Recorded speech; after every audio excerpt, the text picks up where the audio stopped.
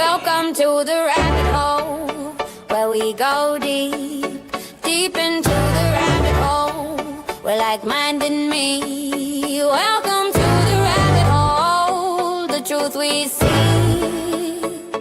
There's lizard people everywhere, the conspiracies be. Welcome to the rabbit hole, where we go deep, uninvited from the rabbit hole. The weak-minded sheep for the open-minded people, not the little from the weak. Welcome to the rabbit hole. You sure you wanna be? We have before us the opportunity to forge a new world order. We don't have time for a meeting of the Flat Earth Society. Flat Earth Society. Flat Earth Society. And for future generations. Flat Earth Society. Flat Earth Society. We don't have time for a new world order.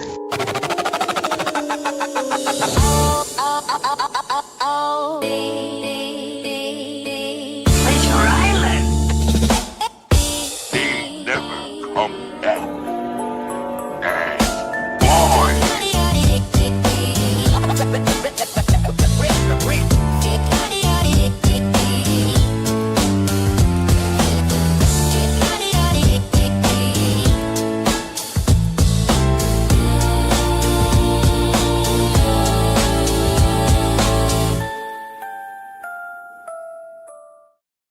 Yes, people, how you doing? How are you? Welcome back.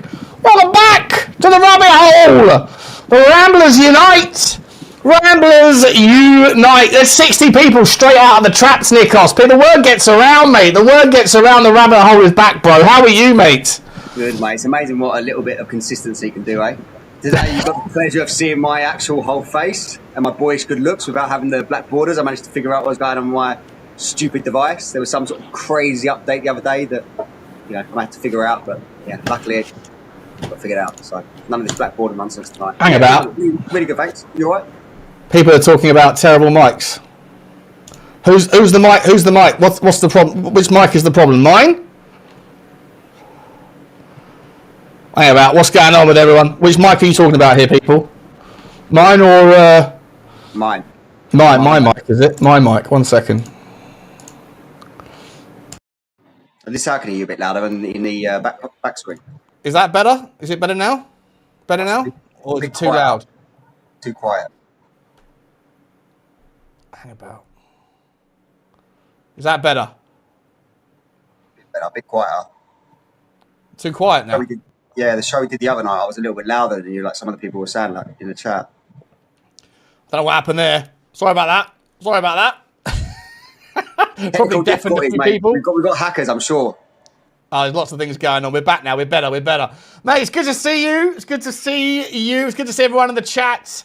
What is crack-a-lacking, people? I hope everyone is ready for some random videos from around the world of the conspiracy content. Before we get into anything, Nikos, mate, let's have a little look and see who's in the house. James 119 with the rabbit hole. Danny Boy Phil with the rabbit hole. Different people, different size emojis. They're coming up different. I don't know what's going on there. Different text. There's definitely hackers are hacking. Big up to Daniel Field. James Bush is in the house. Danny Whizzer's in the gaff. Big up to you, Danny Whizzer. I think you must be new around here, mate. I don't recognise your name too much. I think you were here on Friday, but I don't recognise you from the Tottenham space. Maybe, Nikos, maybe we're starting to find organic people coming into the chat that aren't from the Tottenham world. What are you reckon about that, mate? Maybe. Like I said, consistency, mate. The algorithm will pick it up. If there's like a consistency there and there's a few regular shows, you'll find you'll be hitting algorithms that we've not hit before. So I hope the numbers go up. You look like you got good numbers on the show the other night. It was a really fun show the other night. I actually really enjoyed it. Thanks to everyone who participated and Sean and whatnot. It was a good show. So I'm glad to do another one. 100%, mate. 100%. Before we get into it, guys, let me just stick this in the private chat, but also in the chat. So this stream is being sent over to Nikos's channel, Tinfoil Transmission. It's right there. So make sure you do the Lord's work. Unblock me on your main channel, Sean. Wait, I've not blocked you. If I have blocked you, then if it was me who blocked you, you've done something to deserve it. If you are a good boy, I will unblock you. If it wasn't me who blocked you, I don't really block too many people, but my moderators might do. So what did you do and what did you say? Were you a naughty boy? Were you a naughty boy? Did you say something that was unfortunately unnecessary? I don't know. It's quite funny, actually. Do you remember when we first started doing these rabbit holes, I had the same problem. One of your mods blocked me before we actually communicated about doing a conspiracy show. I can't remember what I put in the chat. It wasn't anything rude or bad. But one of the mods blocked me, and I had to message you on X, I think it was, to say, yeah, I'll do a conspiracy show. That sounds great, but can you unblock me on your channel, please? So I'm going to stick up for you. Listen, I had to remove a couple of moderators because I think I made 2 people moderators in chief, like admin moderators, and then they can add other moderators. And I think they were adding other moderators, and then those moderators were going and blocking people. So, you know, like, you give people an inch, mate. You give them an inch. They take a bloody mile, you know? Was one of them a name that starts with U and finishes with G? No, he's still a mod. I asked you if he could make it. I asked him if he could make tonight. He couldn't make it. Big up to you all. Big up to you. If there's any problems with the audio, sorry about the start there. Must have been really loud. Sorry about that. Let me know and we'll try and figure it out. There's definitely problems. You got to mod the mods. Yeah. If we're the police, who's going to police the police? Hello. Anyway, big up to you all. Big up to you all. Welcome back. Welcome in. I think I've figured out the old problems what were going on with the rabbit. There's hopefully going to be. There's 114 videos in this one now, so I'm hoping there's no dupes, and I'm hoping that all of the old ones we've looked at before have gone. Nico, should we get going? Yeah, mate. Yeah. Start the wheel going, shall we? Let's have a look. See where we're going tonight, people. Give people what they want. Nobody in the Pentagon said, "Hey, we can't do this," because if they close the Strait of Hormuz, there's no way we're going to be able to stop them from unclosing it. Everybody in the Pentagon said that. Yeah. Then why did we do it? Because Pete Hegseth came in and said, we won't have to do that. The Israelis have told me that they're going to kill Khamenei on day 1. We're going to come in with the most massive air power ever First seen. video. Is because we wanted to hit 1,000 points on the ground a day for a period of time to create the impression of American invincibility. And the Iranians quit.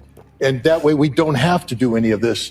Just so you understand, one of those 1,000 points was at girls' school that should never have been struck. Yeah, I know. We struck hospitals, the whole thing. This is the most criminally minded war plan in the history of war plans. Is it criminal or stupid or both? Criminal. When you're the Secretary of Defense and you're required by, we have a law of warfare act. If you violate the Geneva Conventions grossly, there's a death penalty. Hegseth came in and said, I'm doing away with all the rules. I'm disbanding that unit. We're going to disregard the law of warfare manual. We want increased lethality. And so when he said we're going to put 1,000 bombs on 1,000 targets a day, he was saying... Sorry, wait. Increased lethality. What a phrase. What a corporate jargon for...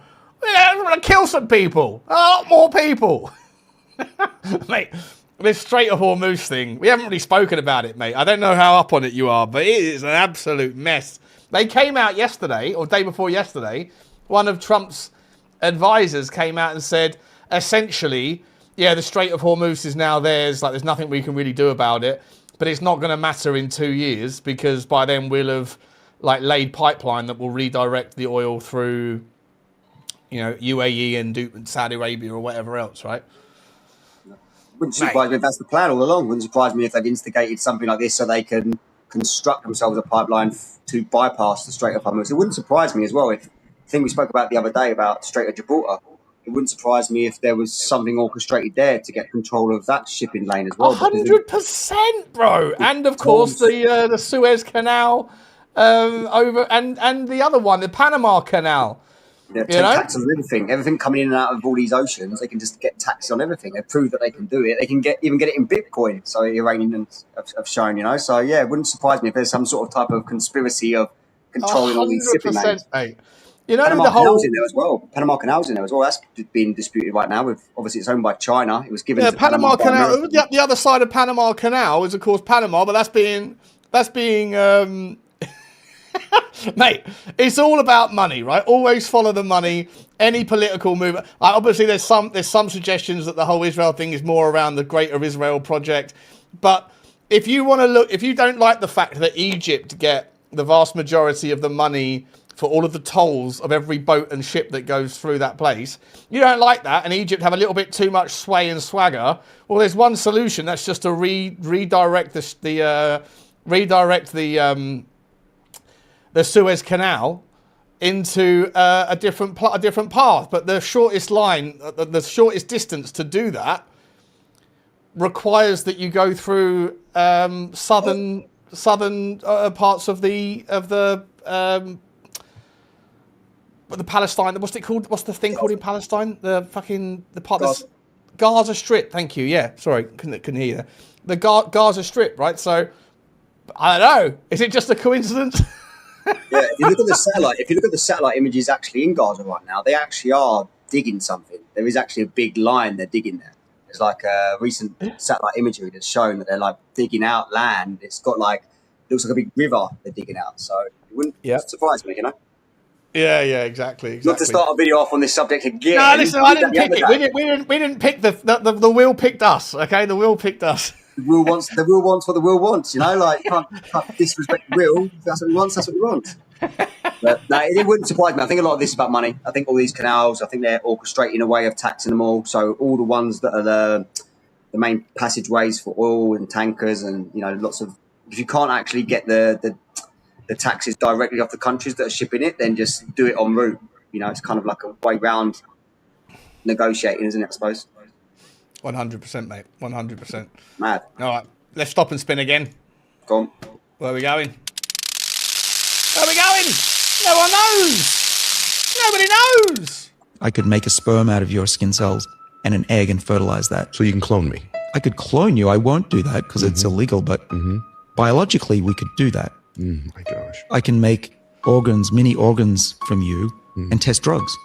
What we're doing in the lab is we have... Wow, yeah. Yeah. Personalized medicine. Yeah. Wow. So when you come to my lab, and you have to promise you're going to come, I'll show you. We grow these mini brains in the lab, and we've got them from people that are predisposed to Alzheimer's or not. And we have a way to age those brains so that they're now 80 years old, even though they're only a few months old. And they lose their ability to fire electrically. They become demented in the dish, little mini brains. And so we give them Alzheimer's and dementia in the dish. And then what we do is we have a system to turn on those 3 embryonic genes, OS and K, and those brains go back in age. But here's the cool thing. Alzheimer's goes away. The electrical activity comes back. Now we do this in a mouse. We make the mouse older, just let them age out, or we accelerate it. And we've been now reversing the age of those brains in the mice. And you can guess what happens. They get their memory ability to learn back. Unbelievable. Mate, even if that's true, first of all, did you see the way he like double back? I could clone you. I mean, I'm not going to because it's illegal. As if they haven't cloned people. I mean, come on. I mean, all you got to do is have a look at Eminem. All you got to do is have a look at some of these rappers out there, and Britney Spears, and you know, all that, just whatever. I mean, but of course they have been cloning people for decades. But more importantly, even if they can do that whole age reversing tech stuff, that ain't going to be for me and you, bro, is it? No, I don't know how I feel about that, actually. I think that's very, like, anti-God's wishes. I think we're all meant to born and die. If they can get to the point where you don't die, you're just basically a slave locked into a system forever. You know, there's no way out of it. It sounds kind of like more demonic than I think people realise, you know? Like, I don't know.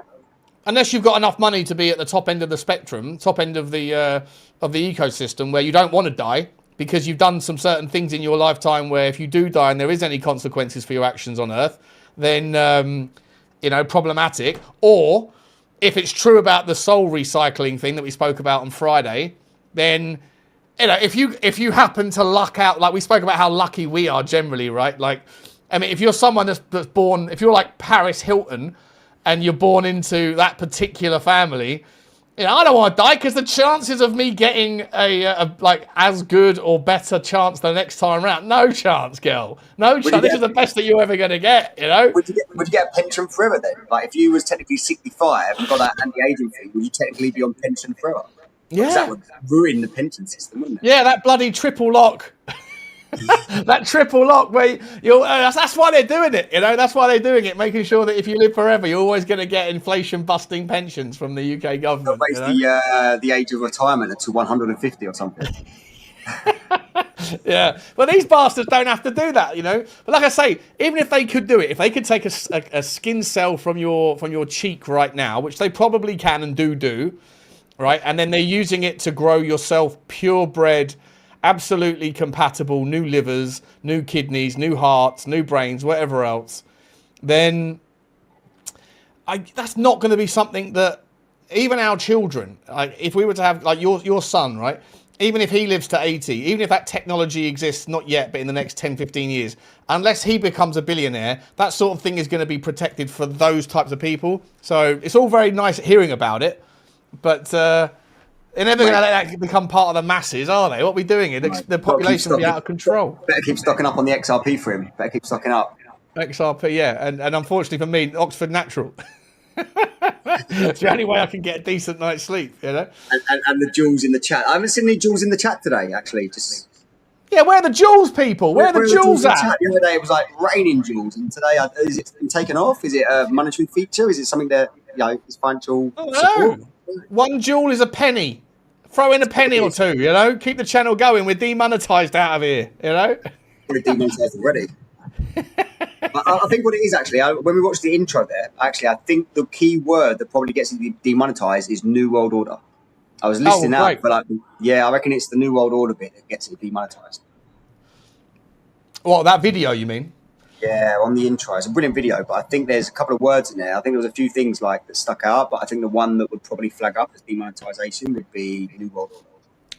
Yeah, I just think it's it might be that, but if you said that, if you played that video and then you came in and just talked about Tottenham, I don't think you'd be demonetized. I think it's generally speaking, because I swear a hell of a lot on this show because I'm usually like 6 pints in by the time we do it, because we do it late at night.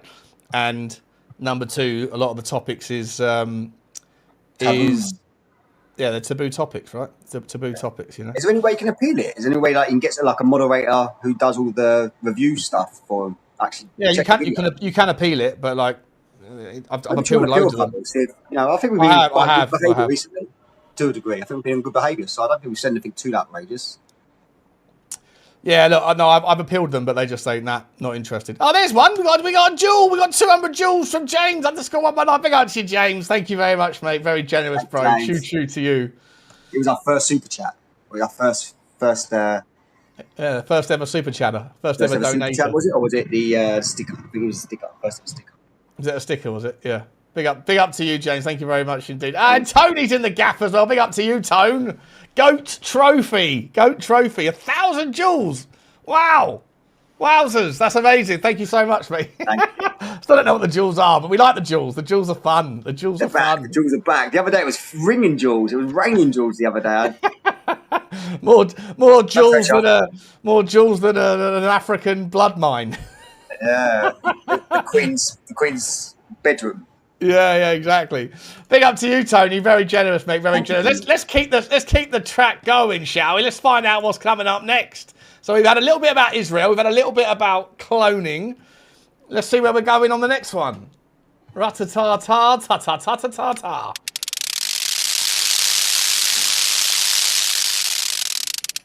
I learned from whistleblowers from the cabal itself. I like this guy. Is that they have to work within something they call the rules. And this is very, very important. The rules are a body of spiritual principles that they must follow in order to be allowed to exist. Now, what do I mean by allowed to exist? I mean that they are aware that there are benevolent forces that will prevent them from achieving their goals unless we give them permission to enslave us. Ultimately, the universe is intelligent, alive, and conscious, and it is benevolent. It is a benevolent consciousness. That consciousness does not allow the negative to succeed unless it is invited. So the cabal has made a science, a very elaborate science, out of studying these arcane, occult, magical principles that allow them to get away with what they do. So they have to put out everything that tells you who they are in music videos, in these Super Bowl halftime shows, the Grammy Awards ceremonies. They're out there showing you the truth. This is what people are going to have so much trouble with once disclosure happens, is that these people actually practice black magic, and they are very, very good at it. You've spoken about this before. It's like karmic principles, right? Or whatever it is. Yeah, it's karmatic retribution. So like if they do stuff they know is consciously bad and satanic, but there's a loophole in the non-spoken contract. So if you can get people to not disagree with it as opposed to agree with it, or at least acknowledge it and not disagree with it, then it's okay. So it's to do with like karmatic retribution. And what are those rules? Are essentially that they have to let you know. Yeah, exactly. Yeah, it's like a acknowledgement of whatever your intentions are. There's Do you know what it is though, mate? At this stage, right? Like at this stage, I don't know why they just don't get on with it, because they've tested us as a species so many times to see when are they going to push back, when are they going to say enough, right? Yeah. They 250 or 500,000 people went to Washington DC for the Stop the Steal march, right? Where 500 people or 1,000 people got put in prison for walking into a building that the police allowed them to enter. No one's marched around the Epstein files. Right? That's the biggest fucking shit show of the human species to date.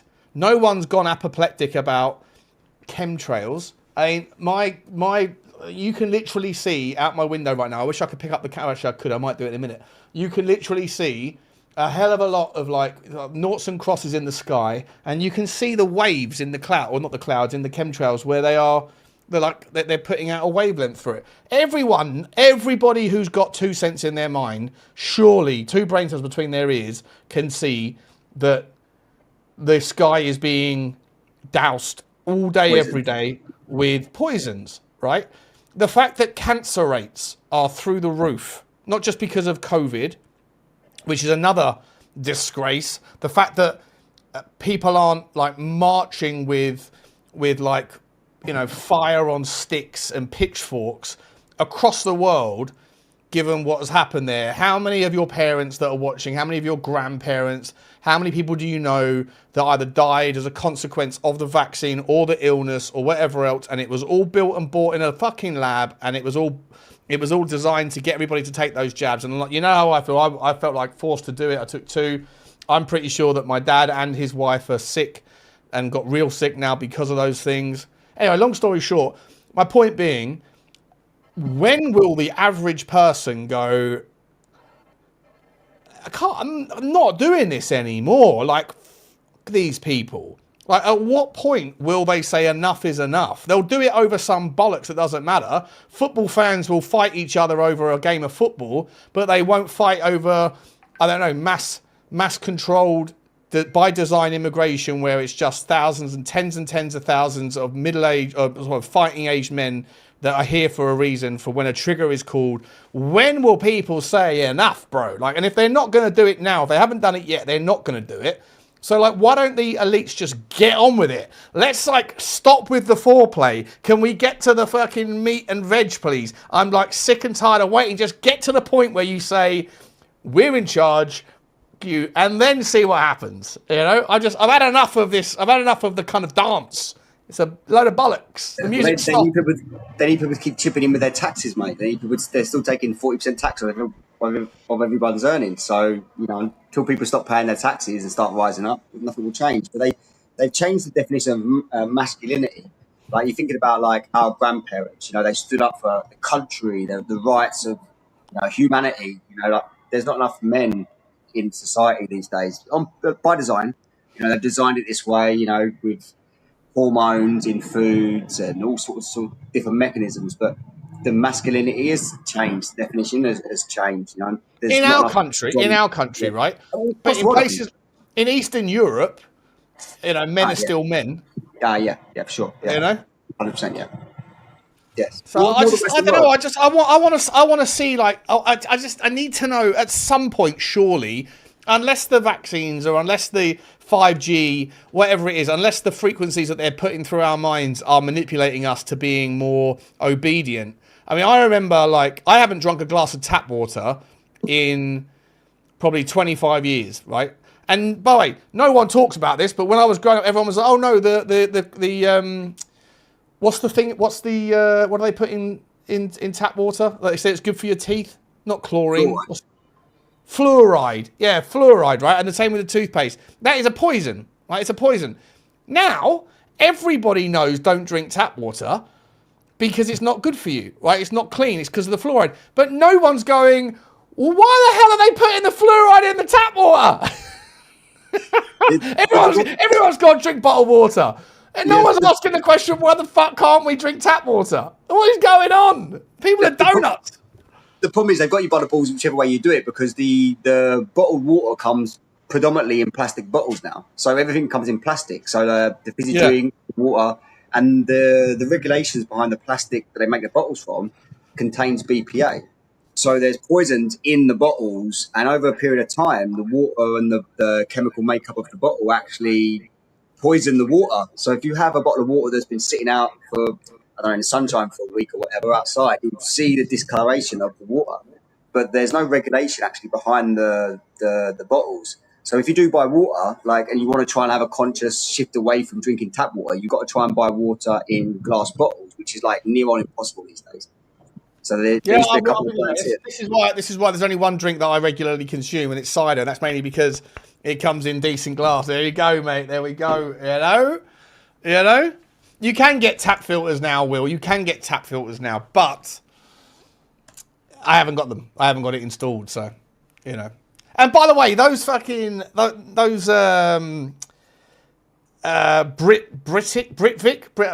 Brita filters. Or in your fridge, when you have the filter in your fridge, have you ever seen after a while the amount of mold or whatever it is that sits around the rim? I don't know. I just feel like mold. Should there really be mold if the water's pure? I don't think so. But if there is, the mold is what's also going to be causing you problems after the fact. So everything's winding me up. I'm in one of those wind up moods, Nikos. It's fucking winding me up, bro. Winding me up. Unfortunately, mate, like I said, tap water here is something you don't drink. We don't drink tap water here. Everything's bottled, and they say it's because the plumbing is really antique and filled with all sorts of chemicals. So you give it to your cat or your dog, or use it for the washing machine in the shower. But don't drink water here. Mate, my dog refuses to drink tap water. Oh yeah, smart. Yeah, she's a smart girl. She's a smart girl. Do you know? Just a quick sideways because it's a cute story. I sat down next to Bugsy yesterday morning and I said, Bugs, can I get a hug? Right, I'm sat on my cross leg. I said, Bugs, can I get a hug? She looks at me and goes just looks at me. I'm like, Bugs, can I get a hug, please? And she looks at me and I'm like, Bugsy, hug. She looked at me and I lean into her and she's like, rrr. And I go, Bugsy, give me a hug. And she stopped. And I went, or no walkies. And then immediately she just jumps up and puts her why have I got to work so hard for a hug? You know what I'm saying. What I'm saying. Only on the threat of no walkies do you then fucking yield and go, all right then. Smart dog. Smart dog, So always keep them wanting more. Anyway, let's get back to the next video. So we've covered karmic resolution, a little bit of Israel, and clones. Let's see where we're going next. And we're only 3 videos in. Wild mix of stuff here. Wild. Smorgasbord. This is probably the most fucked up thing you'll see today. They are now using the human brain for AI learning. And it just learned to play this game. I'll say it again.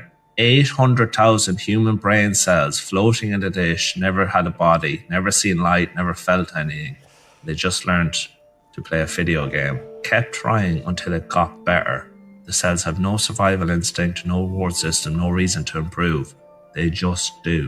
People said this could be the future of AI. Rather than having big AI centers that take a lot of energy, instead you just have parts of the human brain, organic matter, which require a lot less energy to do the same tasks. Researchers convert the game's visuals into electrical pulses that the neurons can interpret. This means those cells are perceiving something, not seeing it the way you do, but processing a version of the world that doesn't exist inside a container that was never meant to think, like a Black Mirror episode. Mate. Crazy. It's a bit ironic they're teaching it how to shoot guns, GoldenEye style. They could taught it anything. Of all the games they could choose to let it play, they choose to make one where you destroy things. Yeah, not even Super Mario, Mario Kart. They give it Yeah. golden. Crazy. Yeah, exactly. That's great. Water should never have a use-by date. 100%, mate. Exactly. It can't be the It's the water. bottles. Use by date is related to the bottles. So the bottles, is it? Because otherwise the plastic Yeah. starts melting in, yeah. Exactly. The BPA starts leaking into it. You know, it's not a regulated bottle, it's not a regulation behind the bottle makers. So they put a sell by date on it so that it reduce the chance of any kind of like deterioration of the bottle into the water. It's not actually the water that goes off. You can keep water forever, I think, can't you? As long as you give it a shake of it out again or whatever. But put it in glass. But I don't know about you, but I have glass bottles in my fridge, and I keep all my water in bottles and glass. If you shake You know it, what? Well, I used to play golf a lot. I'd have a bottle of water, like a bottle of Evian or something, and I'd put the Evian bottle in the bag. And if I didn't finish it, I'd forget about it, and I might not play again until the next year. The next time you take the bottle out, like from last season, and you unscrew it, smell that water. It smells like you've been in the gym. It smells like sweat. It's fucking weird. I don't know what the decomposition is. There's chemicals in the bottle. There's no regulation. There's no recognised regulation anywhere in the world for the bottle manufacturer, and they all come from China. All the bottle is like BPA plastic from China. No matter the most expensive bottles of water you can buy in the UK or Europe or whatever, all the bottles are manufactured in China. Yeah. So it's dangerous. But yeah, try and buy a glass bottle of water, or if you buy fresh water in bottles, put it in glass, big glass litre bottles and whatnot. If you buy alcohol in glass bottles.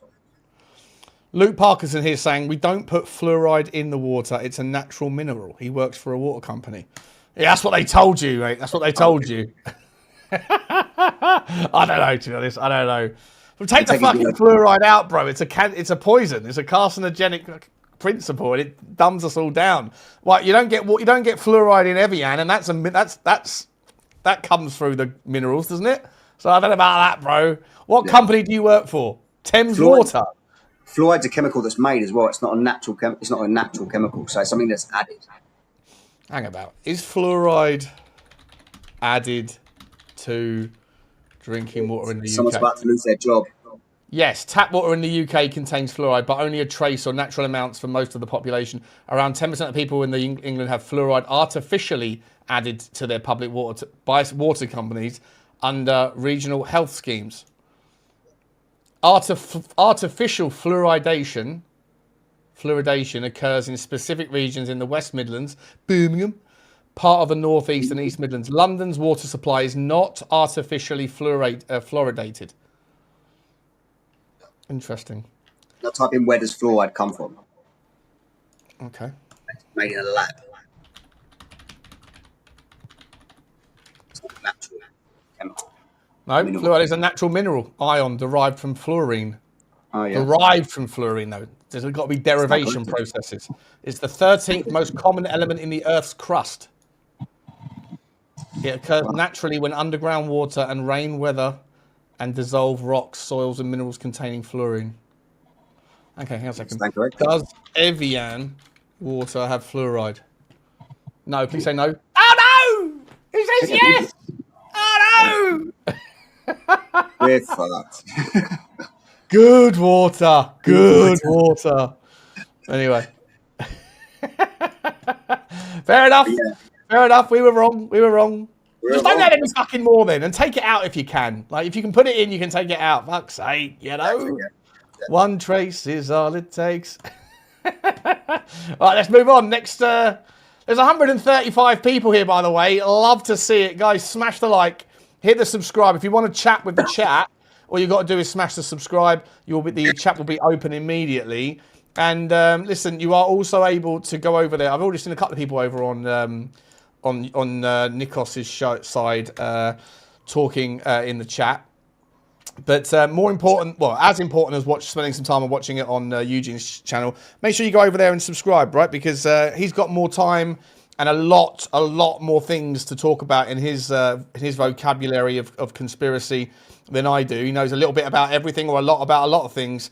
And so you can, what am I doing here? You can, if you love this stuff, then do show your appreciation to old Nikos by going over there, hitting that link and hitting the subbity dub rubber dub button. Some point in the near future, you're not going to see enough of me. There's going to be just videos coming every day, but I just can't tell you when that's going to be. So, but it's coming.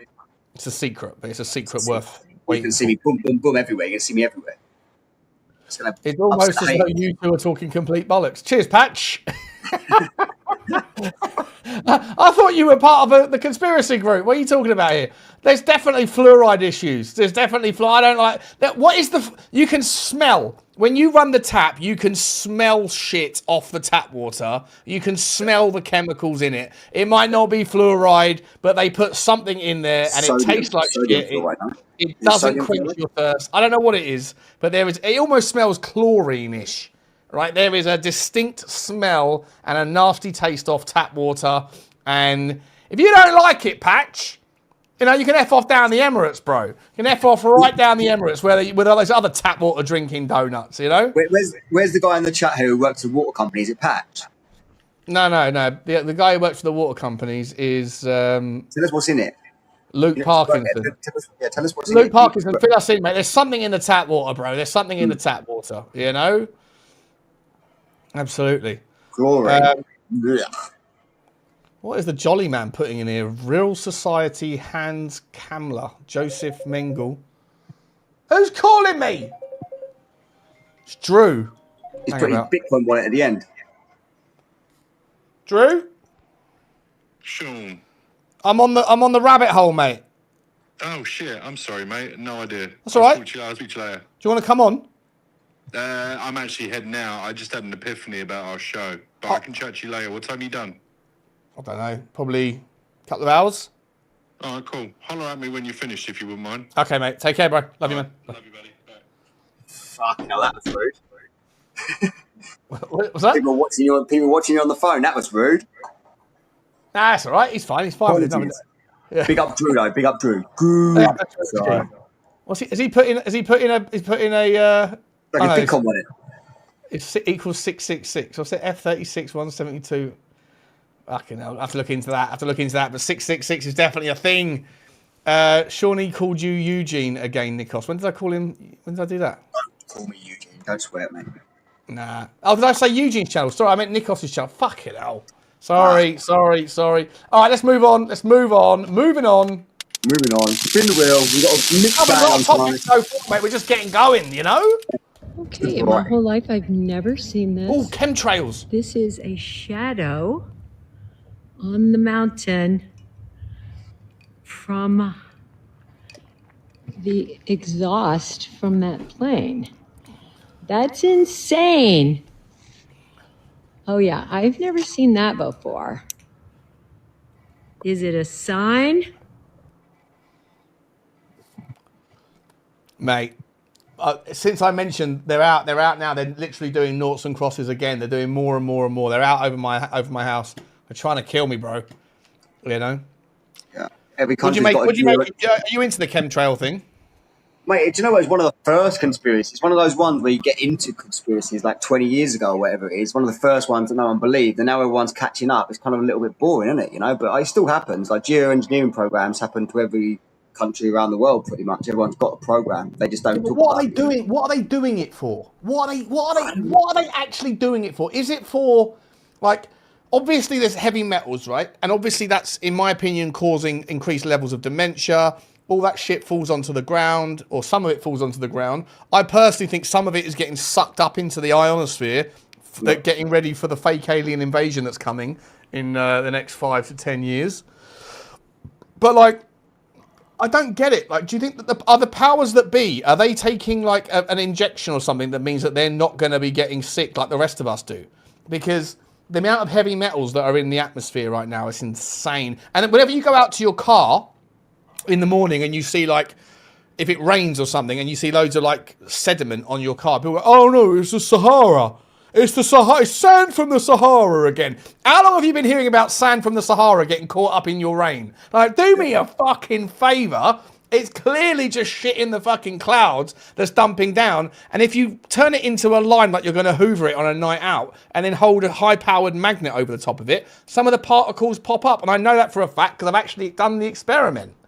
And it's like, when are people going to wake up and say, what are you doing to us and why? What is the purpose? But if you ask Claude, it will go, no, there's no evidence of any chemtrails. Yeah. Well, to catch AI, what you need to do is you need to tell them the actual government geoengineering program policy details. And if you type in that, then they start opening up. But if you ask them as a layman, do chemtrails exist? they'll go on to pluck in sources from, Associated Press releases and stuff like that. But if you put actually in the chemical geoengineering program details, such as like the patent numbers and stuff like that, it will tell you. But I think to answer your question, I think there's like numerous different purposes for it. Not only are they dropping heavy metals onto the ground into the food, I think also as well it serves the purpose of like hiding the sun, reflecting the sun, stopping people getting natural sunlight. Some people, not me, believe that they're hiding or enhancing the sun so they can create these ideas that England is hotter than ever. Yeah, again, they're controlling the weather, so I think it's weather manipulation as well. I think, but yeah, so there'll be a massive drought in like Morocco, and then go, oh, the only thing to do, these people can't get any water. We have to bring them into Europe.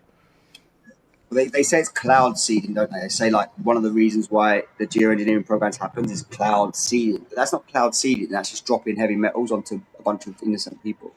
No, yeah, look, they used to say there's no cloud seeding. Then they say there is cloud seeding because now it's obvious that there is, right? But that is not cloud seeding. They're literally playing noughts and crosses in the sky. It's mental. Cloud seeding happens higher in the atmosphere as well. The definition of cloud seeding is at a certain altitude. A lot of the chemtrailing is a lot lower. It's like 15,000 kilometers, where the cloud seeding I think is about 35,000. Oh yeah, no. I was taking the dog out for a walk on Top Golf the other day. I was looking up, and you could see that it had happened overnight, right? And then as I'm looking, over the next hour as I'm walking the dog, I'm looking up, and there's more and more lines in the sky. I'm like, I didn't see any planes go over.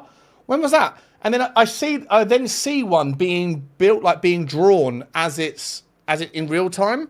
And I get my phone out and I sort of zoom in as best I can, and you can see the plane. You can't see it with the naked eye. Like, it's so high, or the plane is so small. So either it's at the same height as a normal plane, but it's a drone that's doing it, or it's at like twice the height of a normal plane, so that it's so small so you can barely see the plane. Which brings me on to the next conspiracy, which I have to call out. And I know you're going to like this one, mate. But have you ever physically seen with the naked eye the space station? Because I was in Spain once with my dad a few years ago, a long time, about 8 years ago, and he's into all that bollocks. And he was like, he had the space station app out, and he was like, oh, look, let's track the space station. Sean, it's coming over our head in about half an hour. Look. And he goes, oh, there it is, Sean. Look. And it was a night time, right? And he's pointing it out to me. And I was like, are you having a laugh? He's like, what? And I was like, that looks like the same size as a plane, right? And he's like, yeah. I was like, and it is the same size of a plane, Dad. Look, it's 120 meters long. Like a Boeing A380 is about 80 meters long. So it's about 40% longer than a plane. He's like, yeah. Like that, a plane is 4 kilometers in the sky. The space station apparently is 100 kilometers or 90 kilometers in the sky. 15 times higher in the sky. 15 times higher in the sky. The same, give or take, the same size as a plane. And you can see it with the naked eye. Do me a fucking favor. Like, it can't be that high, or it's fucking 20 times bigger than they say it is, or it's a load of bollocks. They say it's the size of like a truck, like a long base truck. Right, that's a SpaceX thing. A SpaceX thing is the size of a car, right? But the space station is essentially the size of a football field, right? And it's like long and thin, and it's got like 2 bits, like an X, almost like an X that comes out at the end, right? Like an H. Maybe an H is a better way of looking at it. But it's 120 meters long. An A380 is about 80 meters long, so it's 50% longer. But it's apparently 15 times higher in the fucking sky, and yet you can see it with the naked eye. And I asked Grok, and Grok was like, you shouldn't be able to see it with the naked eye. I was like, you fucking can, allegedly. And he's like, no, you couldn't. No, you're thinking of something else. I was like, I'm not, because there's a space station tracker. You can literally track it. And then when it goes overhead, you go, there it is, and you see it. It can't be. It can't be how they say it is. You know? What are we doing here? It doesn't make sense. It's either lower down or much bigger than what they say. But I don't subscribe to that stuff personally. I think if they've got something up there, they're probably floating it on helium balloons, and it comes up and down every now and again or whatever. I don't think there's loads of people randomly floating around in space. I don't think there's a Tesla flying out there in the atmosphere somewhere. subscribe to all that stuff. I think Unfortunately, you can. I think you can actually still. Can we see? Let me see if I can find this.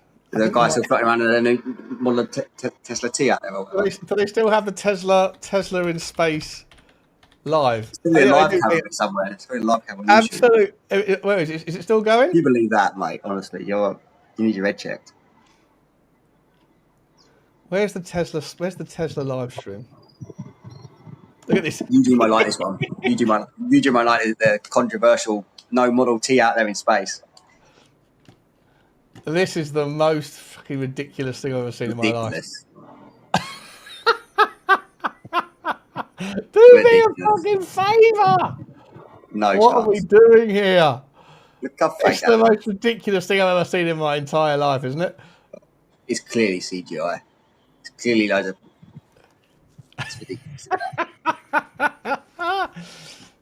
Have we got the live stream? Oh, we got the International Space Station live. That's live apparently. That's apparently live. Yeah, I just don't believe it, to be honest. I reckon that's a studio somewhere. I would love just once to see a plane flying on it. Well, that's subject to it. Have you ever seen the Starlink? Have you ever seen the Starlink in the sky? By the way, there's no fucking way it's moving that fast. No. Have you seen the Starlink? And then suddenly it's not moving as fast now.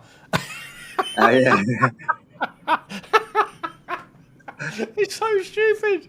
Mate, you remember what I told you, mate? They're getting NASA alone get $180 million a day. That's right. Any private contracts or any other agency, just NASA alone get $180 million a day of taxpayer money.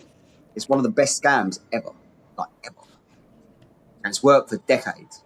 But yeah, on that subject, have you ever seen the Starlink? I've seen the Starlink in the sky. Yeah, I've seen like the little chains, the chains of like the chains of them that when they go out, you know. Yeah, the first time I saw that, mate, I was out on a terrace. I was smoking a joint. I was all stoned. I was like, "What the fuck is that?" Like, it looked like a dragon in the sky. Like, it was mental. But I have seen that, but I've not seen the ISS or a Tesla. There was an ISS app, you know. Yeah. Too much curve. Too much curve. Good curve. Too much Good curve.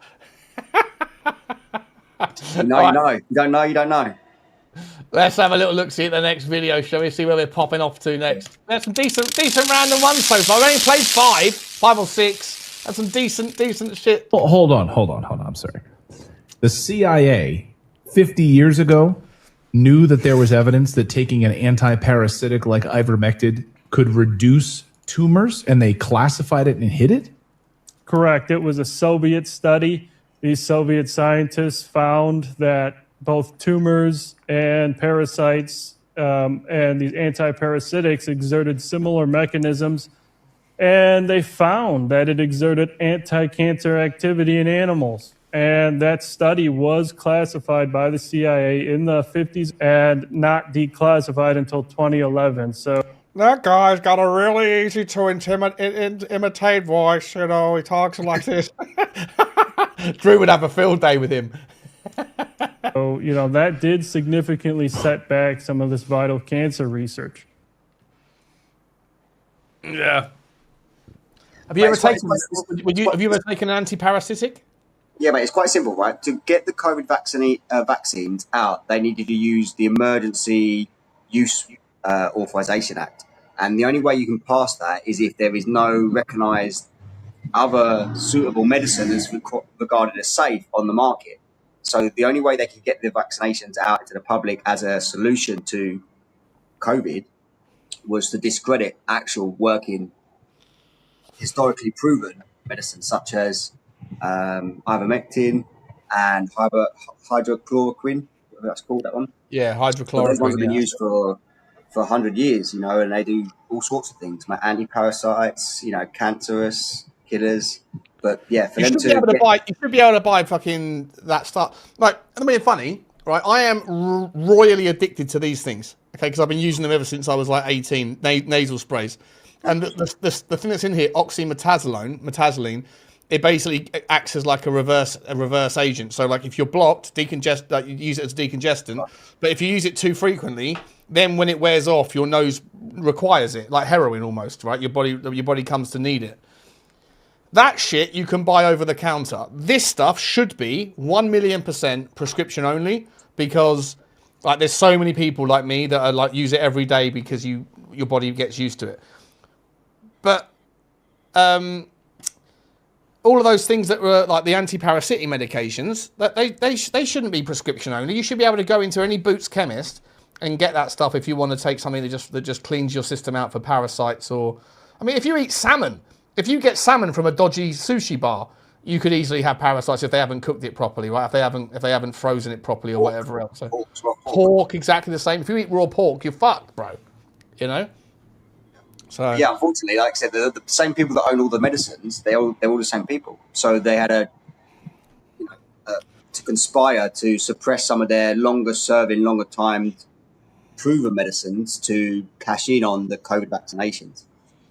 So it was, at some point in the near future in history, it will be proven that is the case. I think they're talking about it now, actually. I think they're talking about it with Fauci and stuff. I think the Fauci stuff we spoke about the other day when I was listening to Rand Paul berate him on one of the previous, I think interviews he'd done with him. Yeah, Rand Paul berated him. Problem with Rand Paul is, mate, is that as much as I rate Rand Paul on that stuff, he approved America and Israel joining forces on their military needs.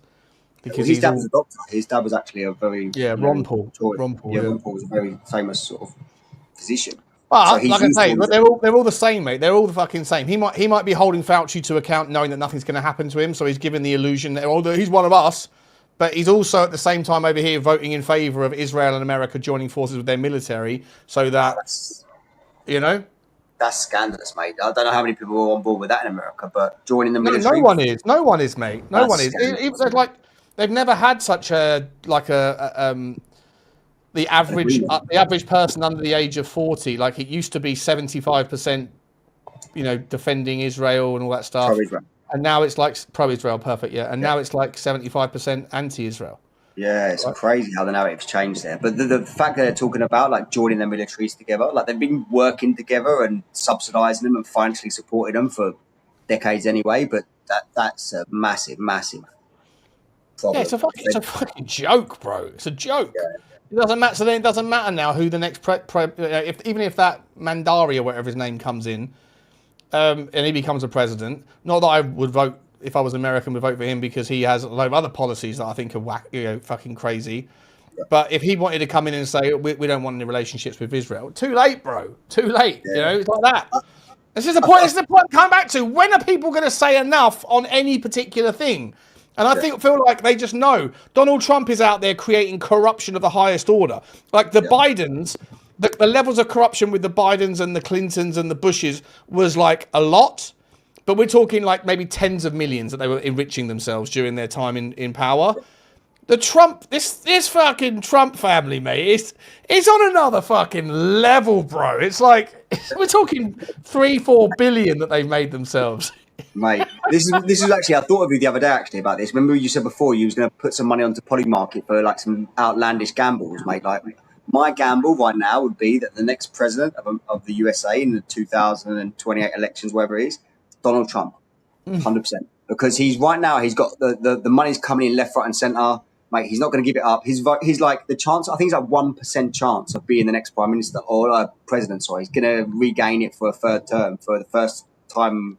Yeah, but you're not allowed to technically. So for him to do that, he'd have to rewrite the constitution, right? But I think it's consecutive. No, it's not. It's two terms max. 2 terms max limit, sure? Right?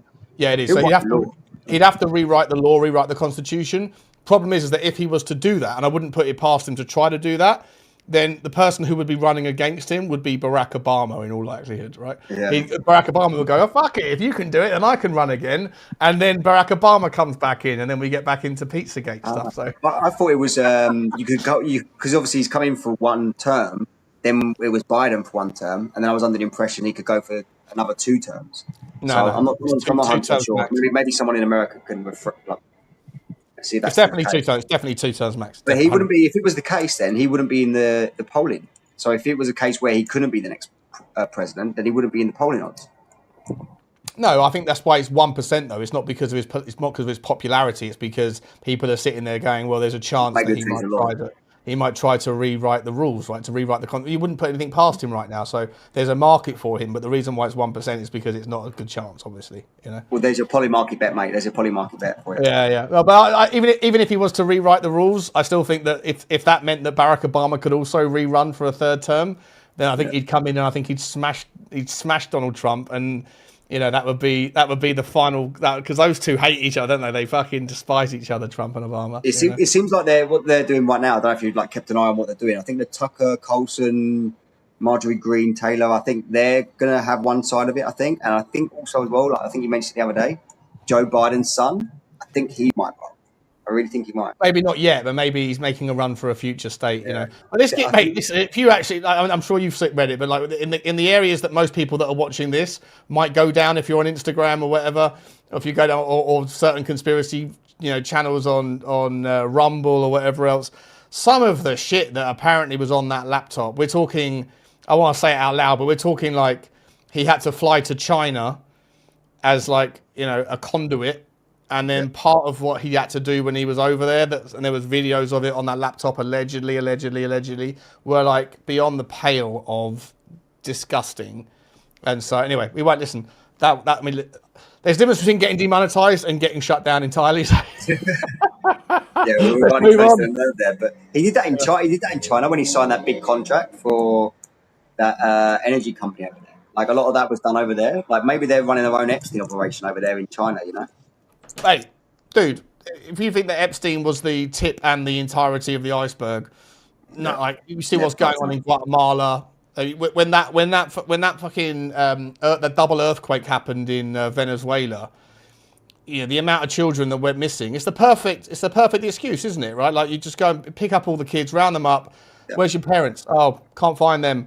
And then, where's my daughter? Where's my son? Oh, sorry, can't find them. Assumed that they must have been crushed or whatever else. But in reality, they're just getting taken away, and the rest. I mentioned it. I think I mentioned on the last show. I think it was, or one before. But the Clinton Foundation, who set up a philanthropy organization, they was one of the first people on site actually in Haiti after the big Haiti earthquake, and there was one of Hillary Clinton's direct aides who was arrested at the border with 33 children. Like the number 33 as well. Like, but she was caught trying to smuggle children. Yeah, she was caught trying to smuggle kids out, and then they gave her a pardon, didn't they? Or they did like as they were leaving office, or they represented her, or they paid for her legal fees to get her off or something. So listen. Like, it don't matter what side you choose, Democrat, Republican, it don't matter. These people that are there, they're doing things, because I believe that as soon as they get into power, they might go in with the best intentions, right? I'm not saying that everybody that ever runs in politics doesn't at least go in with the right intentions to make things better. But at some point, if you do happen to climb the ladder, at some point, someone taps you on the shoulder and says, listen, bro, this is how it's going to go, okay?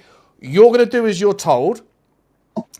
And we're going to give you some small wins, but then on major things, you're going to be unpopular because you're going to have to do as you're told, right? And then you'll be in your shelf life for 4 years or whatever, but we will make you fabulously wealthy, either during your period or in the years afterwards.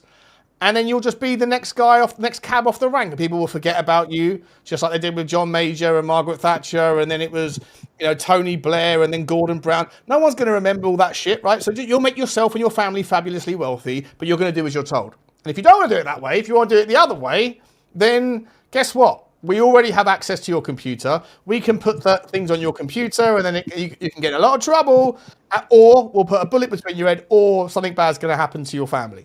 Right? Those are the options. You can choose the left-hand door, or you can choose the right-hand door. Fabulous wealth or problems. What do you fancy? And everyone goes, "Oh, fucking take the wealth." I think they get a tap on the shoulder like those first days in office, because they all come in enthusiastic, going to change the world, and then like a week later you see the whole demeanor change, the whole body language changes. They go grey within a year, like I think someone taps them on the shoulder and says, "Oh, you're not actually running the country. This is just like a of course, the puppet show. It's the Punch and Judy show. Your Punch currently, Trump's Punch and whoever else on the left side is Judy, right? You figure it out, but ultimately it's the same devil that's controlling the strings at the top, Agreed. Unfortunately, I think that's how it works, Yeah. Let's do a couple of these super chiddly chit-chats with the jewels that are flying in. Big up to everybody. The jewels are coming in. We don't know what the jewels do, but we appreciate you for all your generosity, guys. Matty Cox says, Mod, I'll send $1 million if I knew what they were. I think they're gifts, and apparently someone said that every jewel is a penny. So if you send 100 jewels, I think it's £1 or something like that, or $1 or something like that. But I don't really know. But we appreciate you, Matty Cox. Are you not a mod? You were a mod, weren't you? I haven't removed you. I'll see if I can make you a mod, mate. Make him a mod. Make him a mod. He's around all the time. I will do, mate. I will do. Big up to you, bro. Thank you very much indeed. Andrew Burnett says, all this winds me up. Yeah, I agree, mate. I agree. Big up to you, Andrew. Appreciate you, mate. I do like this show, though, Nikos. It's great to have a chill mag about random shit, you know? Nice. Your best work, I told you, mate. Like, the life cycle of this will outlast any Spurs show that you can ever make. Yeah, I guess so. Yeah, because the life cycle of a Tottenham show is what happened today in the Tottenham world, and Mate, not a you lot. never know. Some random news station might pick this up in a couple of years' time or whatever, and start showing our faces on TV because we're talking about some mad shit now. Because one of us have had the audacity to become a fucking politician. And they go, this geezer, you want this geezer to become a politician? He believes the Earth is flat, and this one believes that reptilians rule the planet. Exactly. Yeah, it could be used against us. Yeah. To be fair, it could work both ways. But there's always that possibility. Kiss goodbye to any corporate job, and kiss goodbye to any political job, mate. We are self-employed forevermore, Nikos. This is how it goes, mate. This is the path that we chose. One of these shows will go from like 3,000 viewers to like 26 million overnight or something. And you still won't get paid by YouTube. The bastards are still demonetized. Big up to Andrew. Thank you very much, mate. Appreciate you, bro. James is in the house with 150 joules. Big up to you. Says football. Big up to you, mate. Thank you very much, but I appreciate you. And C369.99 says jamming. Big up to you with the 200 joules as well. Appreciate you guys. Kixie's in with 250 saying laughing disco. Big up to you. Big up to you, Kixie. Thank you very much. How is Pattaya, bro? How's Pattaya since Danny Boy left? Has it all calmed down? Big up to C3. He's come back in with another one saying, oi, oi, with 100 joules. Big up to you, bro. I'd love to know where they get these naming things from. Alex McCarthy saying, jamming. Big up to you, Alex. Appreciate you, mate. One Spurs King says, 6'7". 6'7", 6'7". Big up to you, bro. What you want to do is you want to put in a super chat and then write 10 million joules and then put your comment next to it as opposed to picking out these generic ones. Yeah. Yeah, exactly, yeah. Big up to you, Alex. Thank you very much, mate, for that one. And Kate and Jimbo's back in Laughing Disco. Big up to you, Kate and Jimbo. How you doing? How you doing? Another one as well from Adam Score Jawlot. Appreciate you guys. Appreciate you. Keeping the lights on in the house here with these little super chiddly chit-chats. Very, very generous, guys. Very, very generous. Right, let's should we spin the wheel? Yes, sir. Keep the videos going, bro. Let's keep the videos going. Thank you guys for all those jewels. Appreciate you. Oh, what's this one? I can control how I grow my food and if I want to spray pesticides or not, but I cannot control the experiments over my head. Oh. Within an hour, it spreads out. It creates a blanket. We're in a war. This is a war against me, you, our children, our grandchildren, and generations to come. This is war raged upon us. These programs consist of spraying tons of patented aerosol pollutants into our skies without public consent. This includes aluminum, barium, strontium, and more. It's targeting your food, your water, and it's coming in multiple different ways. If people want to know if this is a real thing, states have bills to ban it. I think there are now 32 states that have taken an attempt at this. This has become a huge issue. If your average citizen knew the truth of what's going on and what they're being exposed to without their consent, they wouldn't do anything. They wouldn't do anything. The average citizen knows deep down. They know, and they're not doing anything, Nikos. Am I wrong? No, you're right. The question you keep bringing up, though, that keeps sort of triggering me is like, how do these rich and powerful families avoid all this chemtrail? Well, I don't know. Maybe they're given, just like with vaccines or whatever, they were given like saline, right? So maybe they're given a tablet to chew or something that keeps their brain free from the metals, or maybe just like that drug that we were talking about a minute ago, hydroxychloroquine, whatever it was called, and the other one that Joe Rogan took, ivermectin. Maybe there's another one of them knocking around that filters all that shit out, but the FDA and the NIH and all that stuff says we can't promote this shit because we need people to be sick with dementia. Because we've got a great drug that's going to prolong their miserable life by 5 years, if they get dementia. Mate, dementia levels are through the roof. Do you remember when you were, I don't know, how old are you, Nikos? 43. Okay, so we're about the same age. I'm 42. You look a lot better than I do, mate. That's the difference between boozing and... So living in the sun, mate. It's lifestyle choices. Lifestyle choices. Living in the sun. What was I going to say? When I was a kid, I remember being told on TV, 1 in 4 people get cancer, right? Then it became 1 in 3. Then it became like essentially 2 in 5. Now it's 1 in 2. Yeah. Right. So one of us is going to get cancer, or of the 160 people here, according to statistics, 80 people are going to get cancer in their life. By the time we get to 60 or 70, if you're our age, it will probably be everybody's going to get cancer. Like, with all of the technological advancements that are going on, with all of the new information, far fewer people smoke today than did 50 years ago. Yet cancer rates are going up. That can only be because of the things that our bodies are consuming, whether that's the air that we breathe, the water that we drink, the food that we eat, or the things that they inject us with. Yeah. Also to tobacco as well. Tobacco 50 years ago wasn't washed with 100 chemicals. Now tobacco is completely saturated with chemicals, no matter where you buy it from or what brand you buy. But tobacco back then actually did have some sort of health benefit. So there was actually a property that was beneficial having tobacco. People used to chew it, people used to smoke it. But now the chemicals are all over all of the cigarettes, all the tobacco. So you're getting cancer probably from smoking. The vapes. Yeah.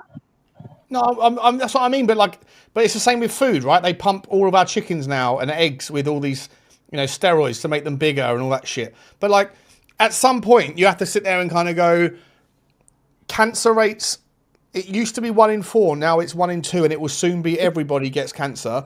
And yet we have technology through the wazoo, knowledge and everything. Education should be better.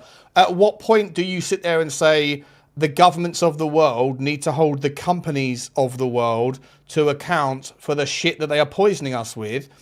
And the fact that they don't, they hide behind, well, it wasn't us, that was a previous Conservative government. You go, well, that would make sense if it wasn't for the fact that this Conservative government or this Labour government is filled with the same fucking people of the last Conservative government. They're just moving around doing different things, but it's the same people because they're all career politicians.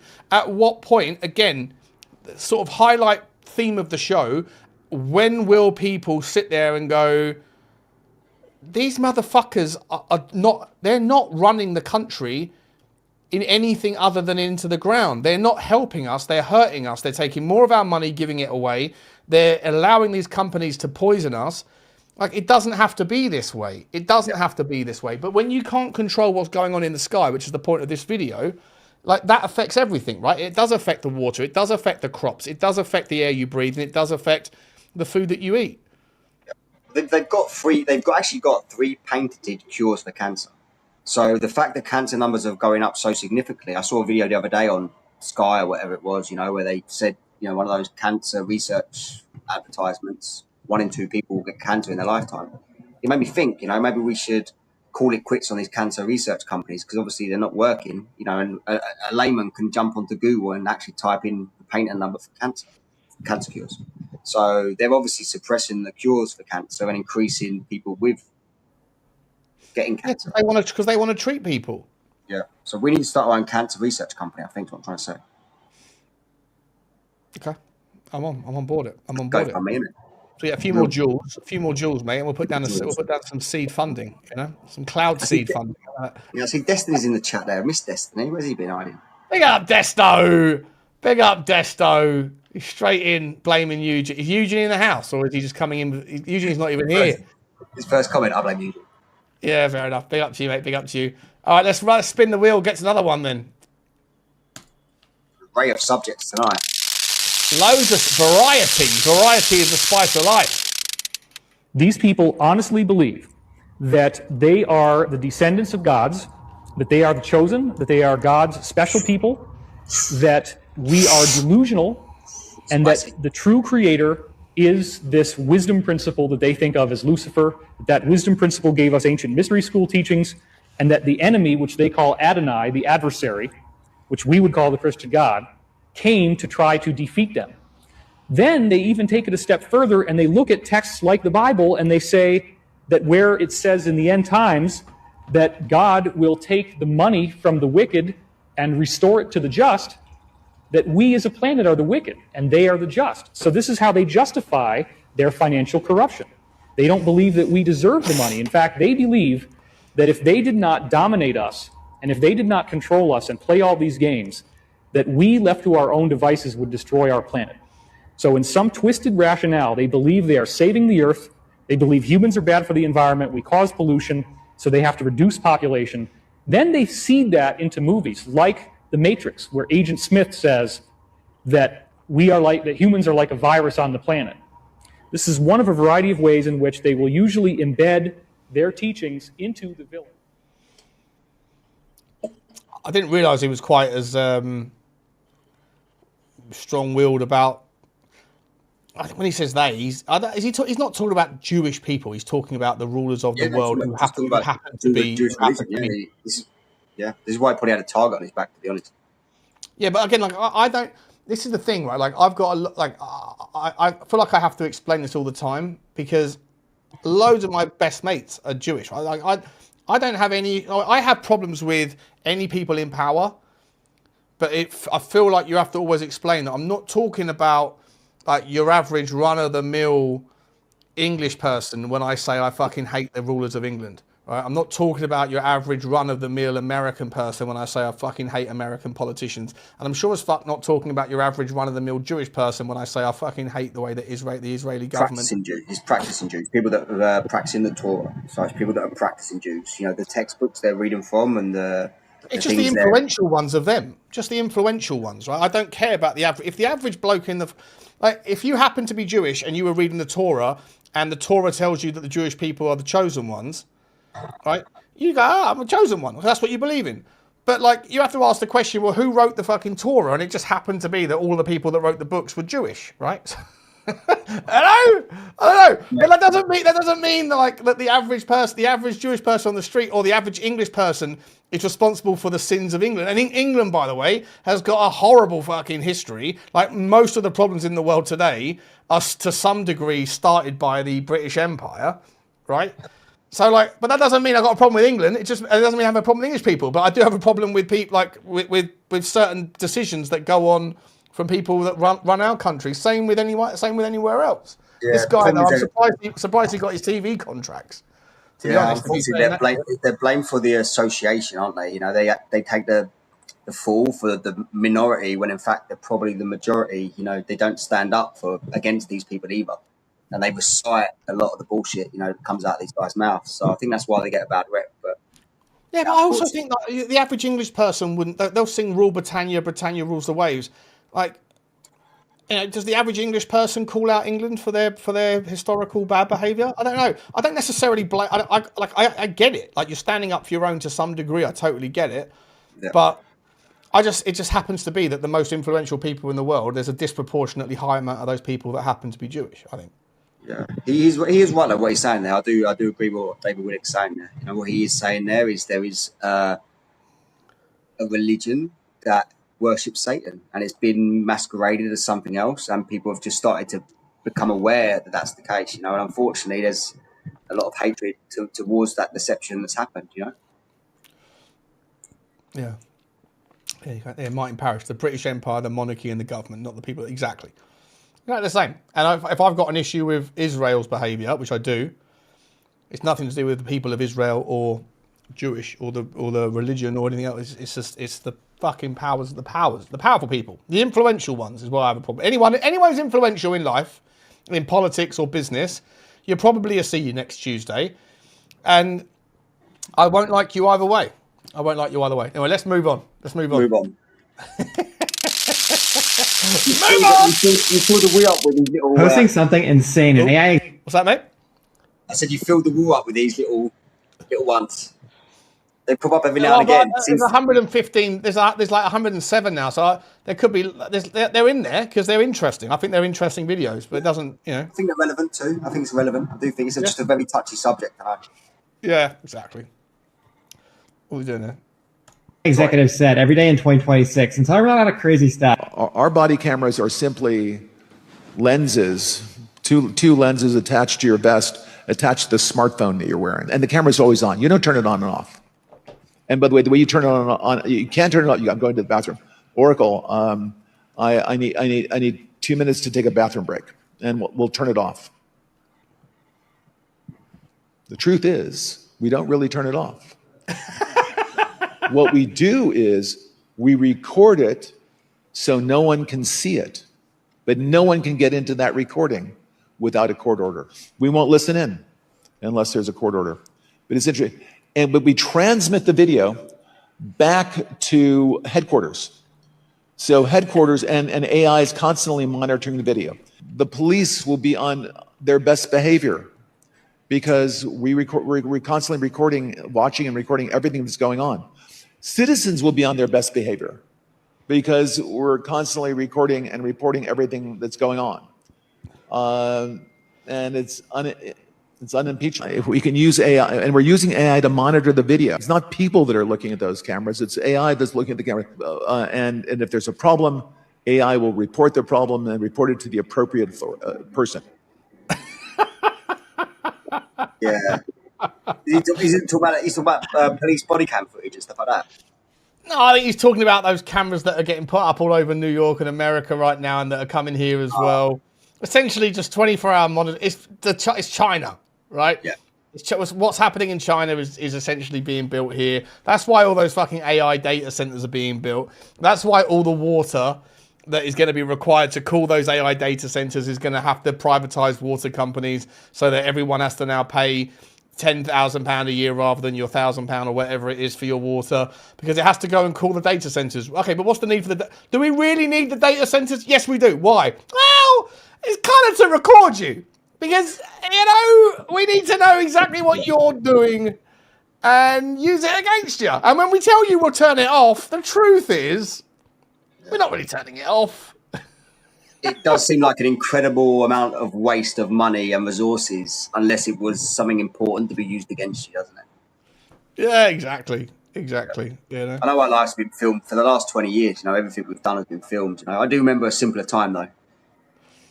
I do wish the world could go back to that simpler time. Before AI. Fuck AI. It's the worst thing ever. And have you seen the amount of people that are like on LinkedIn that have made all their money in AI, got to like some high profile position, looked through the looking glass, saw what was going on, and then went, fuck this. They've left and they've gone and bought like a farm. They're now like a goose farmer or a turkey farmer or an asparagus farmer somewhere. They've just gone, I don't want anything to do with this world anymore. I've made my money, so I haven't got to work. I can just go and live a kind of an old school lifestyle. Part of me would love that. Part of me would love to just, I haven't got the work ethic like the manual work ethic to go and do it, but I would love to be able to just go, I've got enough money, let's go and buy a plot of land somewhere in like Aberdeenshire or fucking middle of Spain, somewhere nice or whatever, and then just dial out, just click off. Like, not interested in social media, not interested. I'll have a TV, I'll have a phone that I can dial in and see what's going on occasionally, but I'll just grow pumpkins or something, and my one harvest for the year. It will just that's mad as well. When you go for like a higher position job these days, they actually ask you, what is your LinkedIn profile? What is your social media accounts? They actually ask you all these like things, like those people that have destabilized and deplugged themselves from all that nonsense, they'll actually discredit it because they won't give these corporations and companies that have potentially employed them access to their social life. But by the way, Nikos, it's like, I don't have it. Why don't you have it? That's weird. Or because I don't really buy into it. Well, then you're not part of us. But if you do have it, they're going to use it against you anyway. Exactly, yeah. I don't personally have all that stuff. I don't have all that social media and LinkedIn and stuff. I don't know about you, but I don't. I've never had that stuff. I've never had TikTok. I've got Instagram. The only thing I ever use for Instagram is to find videos for this. Never had TikTok. Instagram, I don't even do Spurs Talk Show on it. And YouTube I only use for building content, obviously, for the Tottenham channel. But yeah, Twitter I don't really do too much on. I talk about Tottenham on it, but I certainly don't get involved. I just have Twitter and YouTube. That's what I have. Yeah. All right, let's move on, shall we? Cool. 160 people here, by the way, guys. 106 people. It's a really good show in terms of numbers. Please don't forget to smash the like button on it.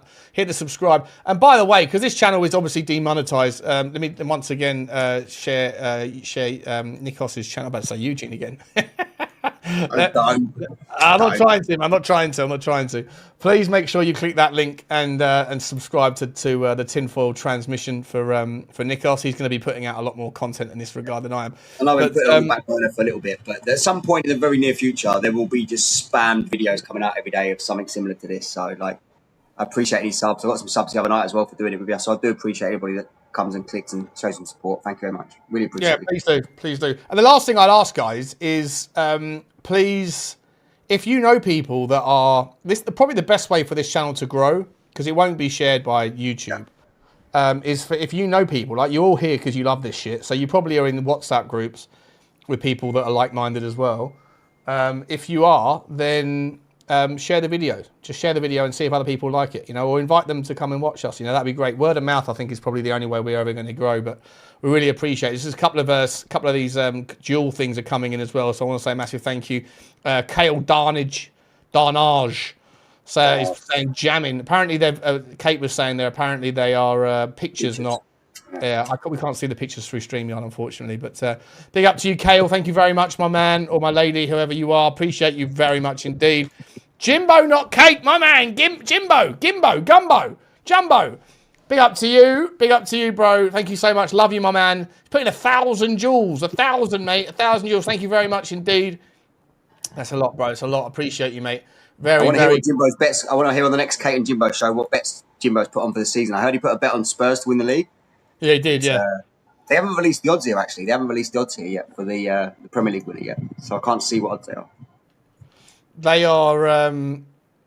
Someone said they're 20-1 or 25-1. I think someone said.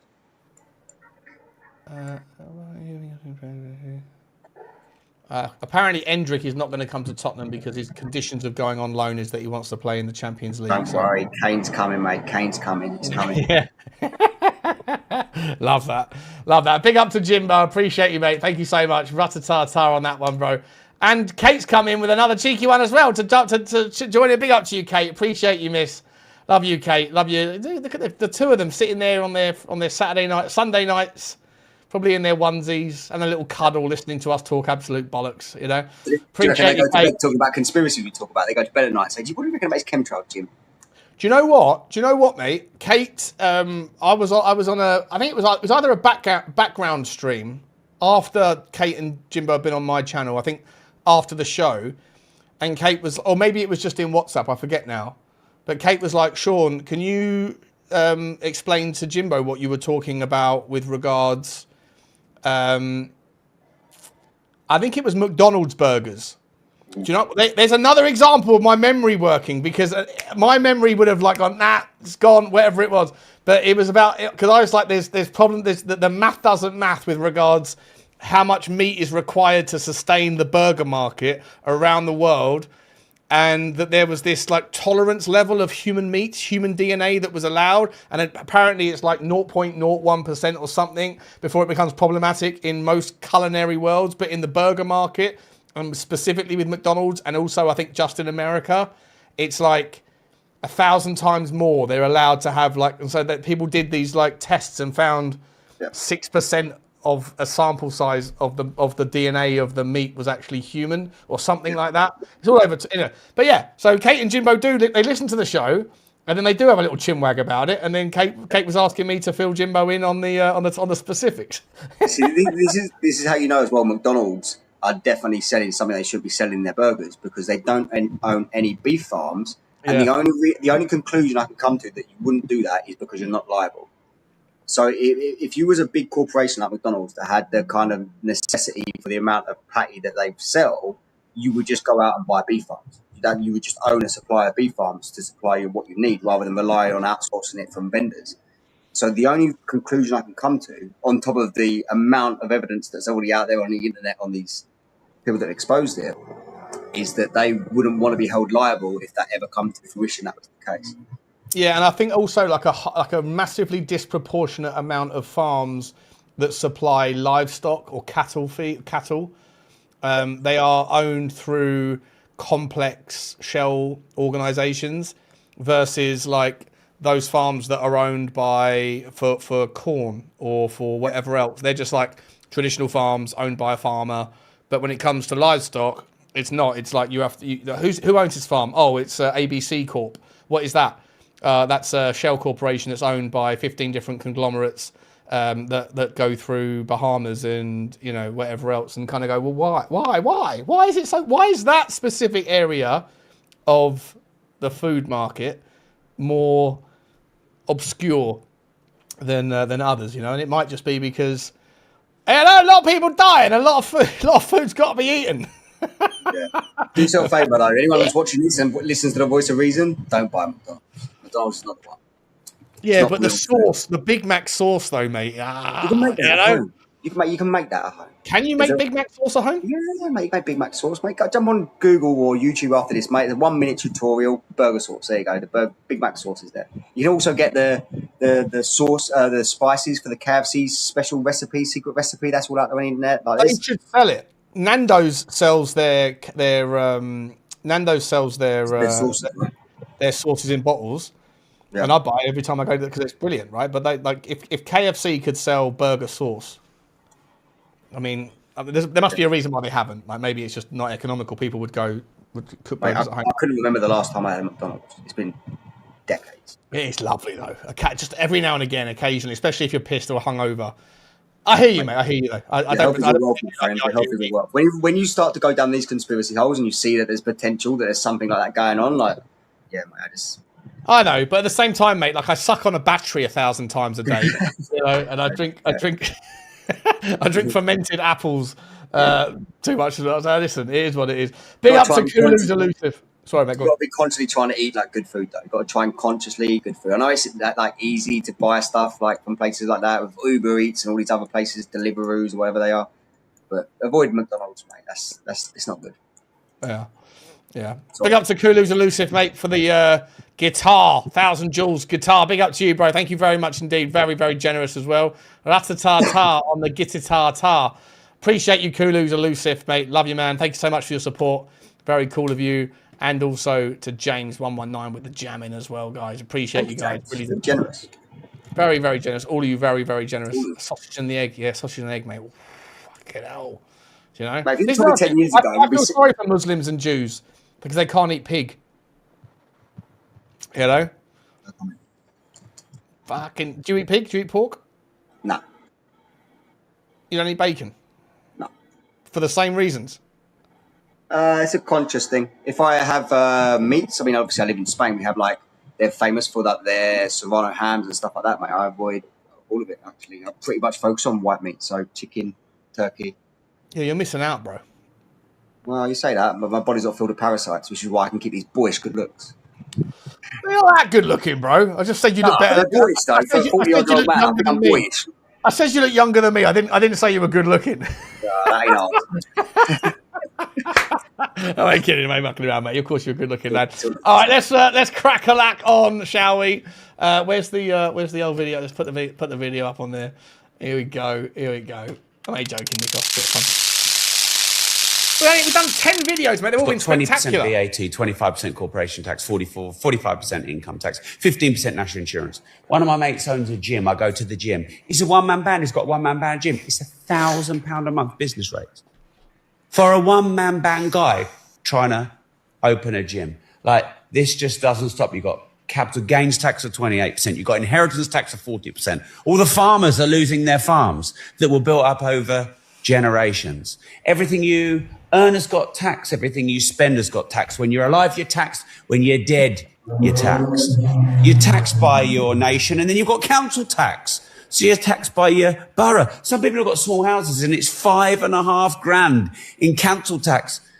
And they change your bins once a month. What are you paying $5,000 a year? It went from once a week to twice a week to once, and you're paying more. You think you pay less for a lesser service. Yeah. It's because we're overwhelmed. We're overwhelmed. What the fuck is going on? Can even Ant Middleton save us from all this? It is a fucking joke. It is a joke. It begs the question. It didn't even mention VAT. Every single thing that you purchase, 20% of the cost of that, from a can of Coke to a packet of cigs to a beer, whatever else. I mean, beers and cigarettes have extortionately more tax. Petrol, every time you fill your car up, 80% of the price of fuel is actually tax. Where the fuck does all that money go, bro? Like, where does it actually go? Every single thing that you do and spend your money, you take £100. It's like £100 that you earn, and basically 50% of it goes immediately. Of the £50 that's left, every single thing that you buy with that £50, 20% of it goes again. Plus your national insurance. It's like, how is it? How on God's green earth do these people need more money? It is fucking mental. Even slaves in ancient times, their earnings were more than what earnings are today for somebody that works a full-time job. So slaves would give away 30% to their slave masters of what their earnings were. They're giving away more than what actual recognised slaves give away. And then on top of that, you've got all these hidden taxes, like you said, in pretty much everything. And then when you die, if you're lucky enough to actually save enough money up to hand on to your inheritance, they get taxed the 50% for taking your money on. It's scandalous, mate. You've got to, like, I know it's like a really controversial subject, but you've got to find a way out of the tax system.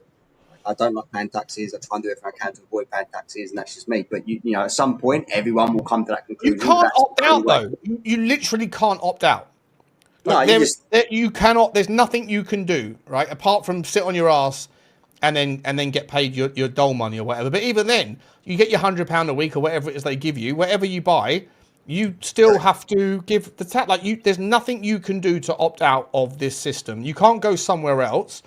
All the places that are tax-free on certain things, like you go to Florida, that's state income tax-free. So you still got to pay your 25% federal income tax, but you haven't got to pay state tax, right?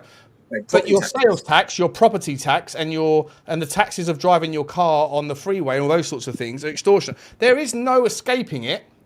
And back in the day, this never existed until 1939. Exactly. Or was it 1929? The federal income, the federal tax. Yeah, it was 1929. It was 1929 after the Great Depression, and what it was a temporary 2-year tax regulation that was put in place to assist from rebuilding after World War One. It was a 2-year temporary. World War One never fucking existed in America, by the way. I'm talking about. I don't know when income tax. Actually, I don't even know when income tax started in the UK. But in America, the Federal Reserve was brought in 1929. Before then, it was all about tariffs. Right, which encouraged you to build and make your products at home. That's how America thrived. That's how the UK used to thrive. That's how every country used to thrive. Like, have a diverse workforce that are competent and capable at building things at home. Because if you can't do it from here, like if you want oranges, then you have to bring them in. And so tariffs were the way for the government to raise funding. But it's out of control and it's going in one direction. It's an absolute disgrace. Yeah. You know? They literally can't find enough reasons to keep taxing people. This is why they create things like NASA, for example, like we mentioned earlier. It's a way of taking vast amounts of taxpayer money as opposed from individual people. They have to create these mechanisms to keep leeching. And, you know, I don't know what the money goes for. I'm sure I could speculate a few guesses on what the money goes for. Probably black projects. Defence, right? A massive amount of it is for defence, and a massive amount of it is for social welfare, right? Now, social welfare includes pensioners. It is what it is, right? I don't begrudge people that are paid in the system. I don't care like that. You have to look after them when they're old. The other side of welfare, which is just fucking allowing people to be lazy, like discouraging work ethic. Even from a perspective of like, I don't want to pay for you to sit on your ass. Forget that. You shouldn't want to sit on your ass all day long because it is the most depressing thing in the world. There is so much value. Like if there was anyone watching this right now that sits on their ass and gets welfare because you got trapped into a cycle of like, you know, just it is what it is. It's easier. Like I'm depressed. I don't want to go out and do a job. Just go and do a job, bro. The routine of getting up in the morning, having a shower, brushing your teeth, packing your lunch, going and doing a bit of graft, having some fucking respect for yourself and contributing. There is a lift in your overall fucking energy. People that just like, and I get it. Once you get trapped into anything, it's like putting on weight. When I put on weight, it's so much harder to want to go for a walk when you're heavy than it is when you're light. It's so much harder to want to go to the gym when you know it's the first step in a long fucking journey. I get it and I struggle with that stuff, right? But when it comes to work, find a reason to motivate yourself, because you will feel so much better about yourself if you do something with your life than if you sit on your ass. Obviously, if people are injured or sick or whatever, but when people go, oh, I've got anxiety, you've got anxiety because you're not doing anything. If you have something, if you have stress in your life, if you have a reason, if you have a need to get up and do something, you won't get anxious about the shit that doesn't matter. Like, go to work. It may not just for you, but for not just for everyone else, but do it for yourself. Do it for yourself. Mate, in this day and age as well, mate, you don't have to do a 9-to-5 job. You know, myself personally, I haven't done a job for 6 years, but I just find ways of making money through my crypto trade and stuff like that, and I can still spend 9 hours of my day doing whatever the fuck I want. You know, you haven't got to get up and fall into the trap, but you know, unfortunately, a lot of people are demoralised with creating businesses. But you still work, right? You still trade. Your work is trade, right? You trade. My work is just trading, but it's I do it at home on a laptop, mate. But 1 hour a day or whatever, 2 hours. But you've still got to like understand what you're doing. So you still got to put in the graft work. Well, it's still work. Whether or not you've got to go. I'm not saying going and working for someone else, but like I'm just saying sitting on your ass playing computer games and then waiting for your fucking welfare check. That is a recipe for depression. Yeah, but when I first started getting into like this kind of like lifestyle, I had that same problem that you mentioned there, getting up at midday, you know, like all that kind of stuff, getting up for the reason to get up in the morning. But I was just saying, you can still do that. You've just got to kind of like find some motivation. But unfortunately, mate, they've actually made it very difficult for people to live like that because of the way life is, you know, the way they've made everything so, you know, taxable. It's very difficult to create a business nowadays. I know anyone can create a business, but the financial implications of creating something now is very, very different to what it used to be. It's very hindered. Like here in Spain, those things are problems that you face once you've got something. Yeah, like they're not limited. Like people that sit and go, I can't be bothered to come up with an idea because you know the tax implications and the costs only occur when you actually do something. Like worry about that shit because it's not. They're never going to cost you more than you make, and if they do it, the business will fail. But don't let those things be a reason not to do it. You know, like do it first, and then you might come up against those headaches, but there's ways around those things. But like people just find any excuse to sit there and go, oh, you know what, the tax and no, shut up. Fuck, like the world is full of weak people right now because the world makes it easy to be weak.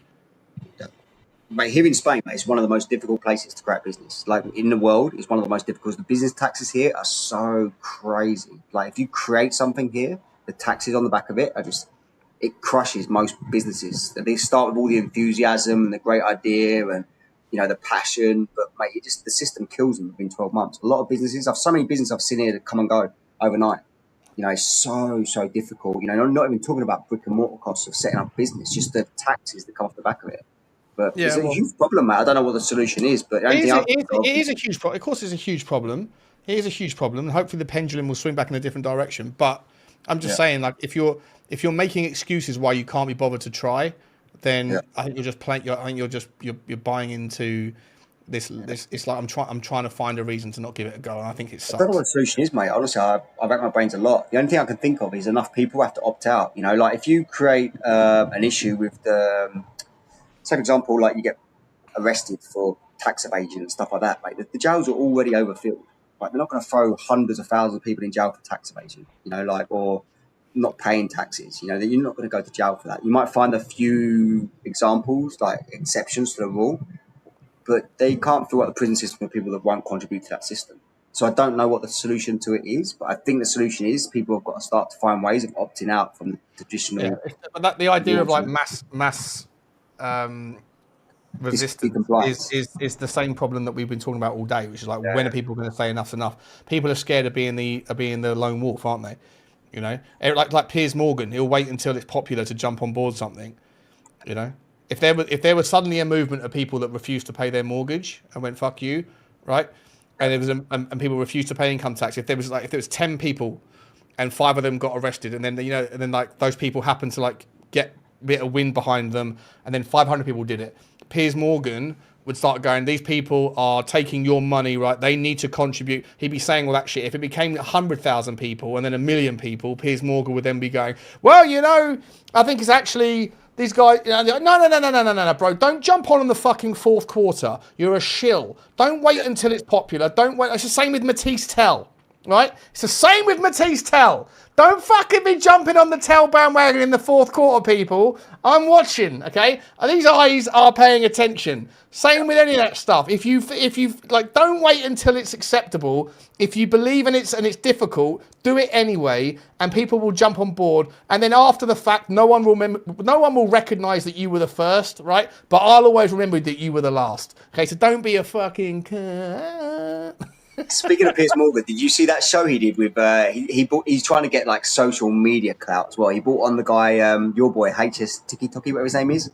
Yeah, I saw that. Yeah. You familiarised me with him. I had no idea who this guy was. Like, about Not my boy, by the way. He's not my boy.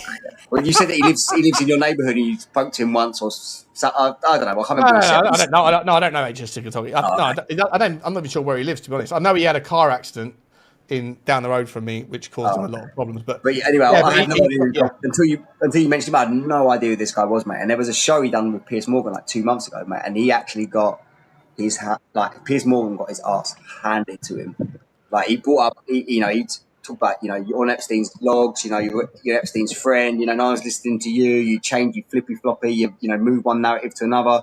Oh, and by the way, here's a picture of your missus on Instagram, inviting men round. I was like, oh my god! And Piers Morgan ended up cutting the show short. And I was like, yeah, and it was never shown on. It was never shown on Piers Morgan. No. But HS TikTok was recording at his side, and so everyone saw what happened. Yeah. But it's the only time I've ever seen someone actually confront him for the things that you're saying there about how he is so indifferent between. Now, Candace Owens called him out for being late to the party. He's like, the difference between you and I, Piers, is I'm willing to back my beliefs regardless of the popularity. I feel like I'm that way. Obviously I haven't got the same anything. I haven't got a platform at all. But like I'll die on a hill if I believe it, not because it's a hill just to die on for dying on its sake. But I feel like more people should have faith in their own convictions and not worry about whether it's popular or otherwise. I think it's a sign of their character. Candace Owens, what's your views on her? I rate her. I think she's obviously. I hear the argument that she's sort of like, leans into popular things, but she's the reason they become popular. I think she's incredibly smart. I think most people that have her intelligence don't have the articulate capabilities or the capabilities to articulate the argument as well as she does. I think she's incredibly gifted with the way she puts things together. I think she's got a fantastic wit, and I think that she's right more often than she's wrong. No one's right 100% of the time. And I think that because I think she has exposed so many people in the political influencer game for their bollocks, because they're clearly bought and paid for shills by certain powerful entities, because they'll sit there and go, no, Candace is evil, Candace is wrong, Candace's whole story on the Charlie Kirk thing is falling apart because this happened, that happened, and it turns out that none of these things happened.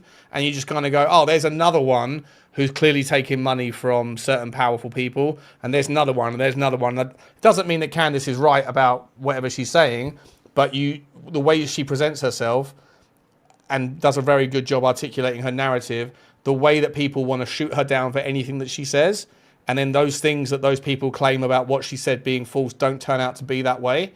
She shines a light on a lot of other people's bullshit. The one thing where I think she really fucked up was doing that stream with Hunter Biden, because she gobbled up everything that he said, and she didn't challenge him on any of the things that he apparently did. And I would have imagined that she would have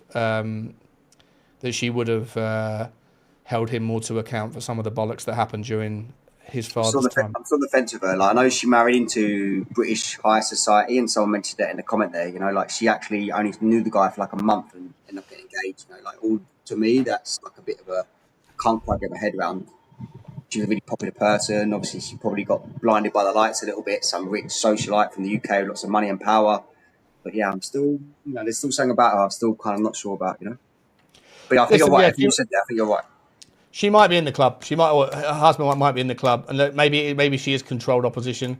Yes, Kate, I'm talking about you. I'm talking about you, Candace, Kate Owens. We're going to call you. It was about Candace Owens. She might be controlled opposition, but then people said the same about Alex Jones I don't think Alex Jones was controlled opposition. I don't know about the whole controlled opposition thing. I think I used to think that Donald Trump wasn't controlled opposition, what he did in the first term, but then his second term has proven that maybe, I don't think he was controlled opposition then, but I think somewhere in that 4-year period, there was conversations that were had that changed him to be in the way that he is. Or maybe he was always controlled opposition, I don't know. And if you're going to say that Candace Owens is in the club, then Donald Trump was in the club. He's always been in the club, They're all right? in the club, let's be real. They're all Sure. in it. I think the thing I like about Candace Owens is she actually called out Macron's partner as being a man. Like, for me, that was a very brave thing to do. Like, you don't see many people that have done that, like, publicly. I know a lot of people know about the big Mike stuff with Obama and stuff like that, you know, but for her to come out to the big audience she's got and publicly say that the president's wife of France is a man, you know, and they're in a gay relationship and stuff. Like, I know they're going to court about that, I think, next month. So I'm pretty sure she already won. I think she already won the court case from like a couple of years ago. Maybe there's a second court case about it. But again, that doesn't strike me as something that you would do if you were in the club. And also, I feel like there's someone else that sues her every chance he gets, which is that fucking idiot Ben Shapiro. And he's in the club more than she's in the club, depending on what club we're talking about here, right? But like the fact that she calls out Israel every chance she gets, I think if you do that and you call Israel demonic or whatever, or you know, then I don't know. Like it's a clever psyop if that's the case, because you know. Do you think maybe there's like different societies that are arguing with each other about certain power positions and maybe? Yeah, cool, 100%. 100%. That's what it is. I think that there's families, there's groups, there's everyone's like they're all in the giant club. Let's be honest, they're all in the club, but there's factions within the club. Yeah, you know. Well, obviously we know about the 13 families, but there's the 300 underneath them. You know, it'd be very difficult for them all to see eye to eye all the time, and then obviously as many as secret societies that are known, there's hundreds of secret societies. They can't all get on all the time, can they? No, of course not. And they're all vying for power. They've all got egos. They all want money. They all want more power. They all want influence. And they're not all going to be reptilian, are they? No, I don't know. And none of them are reptilian, maybe. Maybe. I personally believe. I believe personally that the Nephilim, or whatever you want to call it, that they came down and they seeded some families, and that those guys are, the giants of yesteryear that are now just normal size. They're the people that when they get angry, the whites of their eye goes black, and that sort of stuff. You see those pictures occasionally, right? I think those sorts of people are the offspring of the Nephilim. Anyway, let's roll another. Should we do another video? Yeah, sure.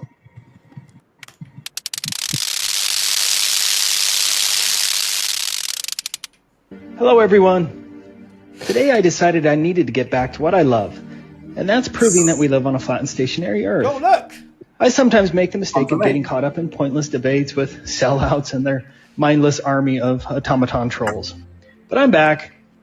This new proof of the flat Earth comes from Grota 1 from a frozen lake in Manitoba, Canada. I strongly encourage everyone to head over to his channel and subscribe to show your support, because he obviously went to a lot of effort for truth here. For this curvature test, Grota 1 essentially set 4 lights at around 1 foot above the water and ice. He set up his camera at about 8 miles away from the furthest light and 5 miles away from the closest light. The lights were spread out at about a mile apart. At each location, Grota 1 drilled down to the water just to confirm that he wasn't on some irregular ice formation, and to also ensure that his test was on a level surface. The furthest light from the camera was the red light at 8 miles from the camera. The blue light was at about 7 miles, the yellow was at 6 miles, and the orange light was the closest one at 5 miles away from the camera. You should definitely watch his video where he goes into much more detail, but here he is sitting in his truck at a distance of 8 miles from the red light. Notice that the lights are all on the same flat plane. There is no earth bulge and no physical globe horizon. Next, Grota 1 lowered his camera to only 12 7/8 inches above the surface. At that small elevation, the globe horizon would have to be closer than 1.27 miles, and the furthest light, the red one, should have been 29 feet below the horizon. That's taking into account the 1 foot height of the light.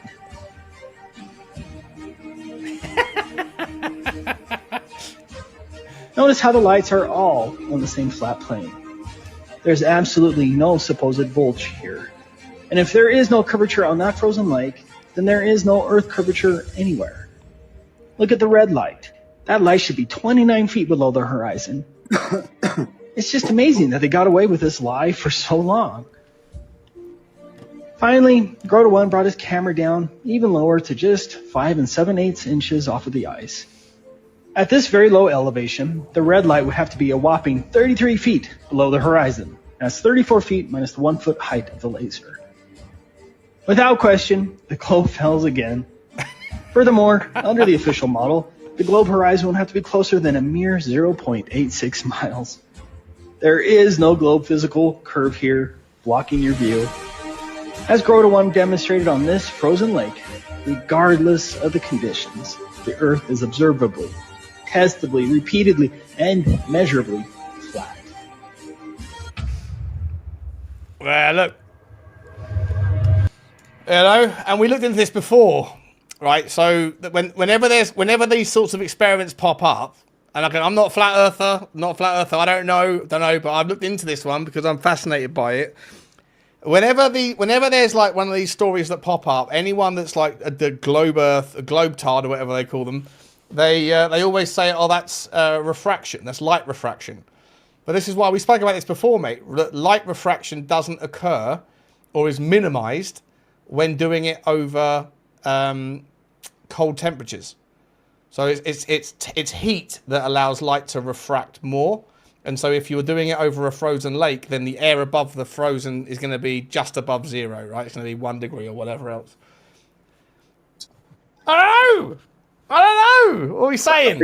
I think I made my stance very clear on this stuff. You know, like, there's certain conspiracies where you just know, and this is one of the ones that I just feel like I know. You know, unfortunately, I don't know why they're lying. I don't know why they've lied about it. I don't know why they would have this deception or. No, I assume it's to take people away from God and grand design. Desperate for the Bible, desperate for religion to be not true. Right? It feels like it's demonic. It takes away from grand design, so it gives credibility to all their pseudoscience, such as Big Bang Theory and dinosaurs and that nonsense. You know, but I don't know. You know, I'm pretty sure I know where I stand on it all. One day I will revel in the day when someone goes, you know what, mate, you was right about that. And it will be the cherry on the cake. We can go through all these conspiracies. We can go through 20 conspiracies every show. But one day, we're going to get to that point, and I'm going to go. Yeah, but I'm never going to know either way. I think, mate, there's lots of things we don't 100% know about. But you're never going to know either way. We're never going to, unless we get to go up into a space shuttle and see the Earth for what it is.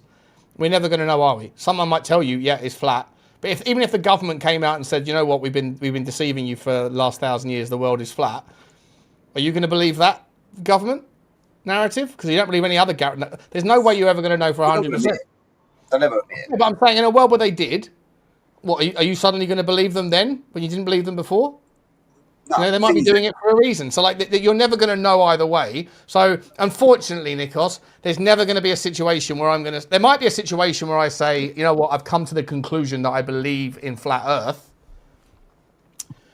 But there's never going to be a situation where I can say you were right or I was right about something because we don't know. I don't know how we get that pendulum to swing, but there will be one day where that pendulum will 100% swing, I promise. Mark those words. The 150 people that have been in here will see that as fact. But I don't know what. Everyone has their breaking point. They won't see it as a fact, mate. They'll never be able to see it as a fact. They can believe, Nikos. Believe, yeah. But in the same respect, you know, how can we 100% believe that it's round? If we're never ever going to see it, you know, we can't. Exactly. At some point, I don't know how they're going to do it, but at some point they will reveal the grand deception. At some point they will reveal it. It will be disclosed, and everyone will go, "Oh yeah, those guys were right," or they'll, you know, people's narratives will eventually change. I hope it's in my lifetime because I'd revel in it, but people have to think. Will there ever be a situation, though, Nikos, where you admit that you were wrong? Mate, honestly, I've said from the beginning, mate, if someone showed me proof of curvature, testable, observable, repeatable evidence. Antarctica! Mate, that's what the whole goal of this was from the beginning. That's what the Jules are for! Where the fuck are the Jules, people? Even then, though, mate, even if we went to Antarctica, we'd need a lot of scientific instruments. Yeah, see, you still wouldn't trust it, just like that guy Whitsitt and all the rest of them, you know? Oh, it wasn't really in Antarctica. They flipped the fucking script and we went to Arctic instead. Yeah. We didn't have a spirit level. We couldn't figure it out. But no, like, unfortunately, mate, like I said, I just think, a lot of people have been deceived and we've all been caught up in it, and it's a shame how this is all played out. We're living in some sort of type of revelation, I think. I think we're living in some sort of type of disclosure. I don't know how they're going to do it. I have no idea, because it would unravel years of financial crime by every government on the planet. It doesn't make sense how they would ever do it. One day, we'll see. I would like to see a rocket that takes off that never changes, like a rocket that goes off with a camera that goes straight up and the camera is facing the Earth the entire time, and it never changes angle, never changes shot, never changes to a different perspective, and it goes all the way up and you can see it all the way up, and then eventually you can see it coming in. And if they can do that in a way whereby then you get to the point where you can actually see it floating in space and you can see the Earth. I'd like to see. I would also think it should by now be possible for a rocket that is owned by NASA or the space station, get a Nikon P1000 on the space station and just zoom in and show me a plane that is going this way, and then zoom back out again and then zoom back in somewhere else and show me a plane that is flying upside down. Like, they could do that, but they haven't, and that again, that absence of that sort of shit leads you to go, I don't know, people like Nikos have got an angle that they can hang on to. The thing that always gets me is, obviously lots of people have done this private experiment of sending a rocket into space. A lot of people have done it privately funded, away from the government funding and government narratives, and every single time we get the same conclusion. It's like the rocket hits water. It's like the rocket will go as high as a certain height, 90,000, 100,000 kilometers, whatever it is, 90,000 miles, whatever it is, and it hits water. This is the same thing we see with Elon Musk and his rockets. They explode and then come back down. They hit something unexplainable. It's not physical like a glass wall. It's like it hits water, but it's unexplainable how that can actually be the case. Like a plasma or something. Yeah, I've seen those videos as well. I'm not sure if I believe it. It definitely looks like it though. It definitely looks like it. And the people that were saying back in the day the water's below and the water's above, back 100 years ago, they didn't have the benefit of rockets to be able to see what it looks like is going on when they go through that. So like when you see it with real time, when you see it, it looks like it's hitting water when it has that kind of like plasma effect. Like a splash or something. And it looks like it. It does look like it's hitting water. And then you kind of go, well, back at 500 years ago in the Bible or in the whatever it was, in the old books, long before there was rocket space travel, they were talking about water, and it just so happens to be that that's what it looks like. It does make you think that there is, again, like I say, I'm not married to the ball Earth, not married to it, mate, but I'm certainly not a flat earther, but I genuinely think that there are parts of the flat Earth model that look incredibly convincing, but there are also things that are very much flawed within the model. Like, for example, why is it that you can see Polaris and the Northern Hemisphere stars from the Northern Hemisphere, but in the Southern Hemisphere you can't? And when I hear those people like Flat Earth Dave saying, oh, it's because of distance, that's fine. But on the Flat Earth model, you've got the Northern Hemisphere in the middle and you've got the Southern Hemisphere on the outside, but you can see the southern constellations from Chile and from Australia and from like South Africa, and they're all at different ends of the south. Like, so technically, if you can see it from Chile and you can see it from South Africa, those two distances are further apart than Chile is to somewhere in the Northern Hemisphere, but yet you can't see it in the Northern Hemisphere. So unfortunately, the constellations problem is something that doesn't land on the Flat Earth model either. I think if you can just imagine that there's a bowl above the Earth, and on that bowl there is stars stuck to it. And then right in the middle, you've got Polaris. But when you go to Australia or South Africa, you've got the Southern Cross, which would be on the outside somewhere. So I know, but what I'm saying is, but on the Flat Earth model, you can see the Southern Cross from the left side, the right side, the very top and the very bottom of the Flat Earth dish. If you're looking at the dish that way, or if you're looking at it that way, you can see the southern stuff from here, here, here, and here, but you can't see it from here. It doesn't work. It doesn't work. Not sure, mate. Not sure. I hope one day we get the answer, though. I do hope one day in my lifetime we get those answers, like inconclusive answers. Let's move on.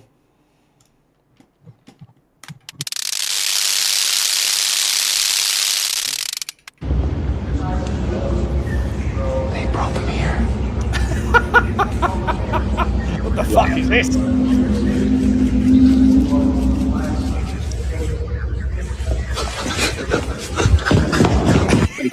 20-foot tall people. That's hilarious.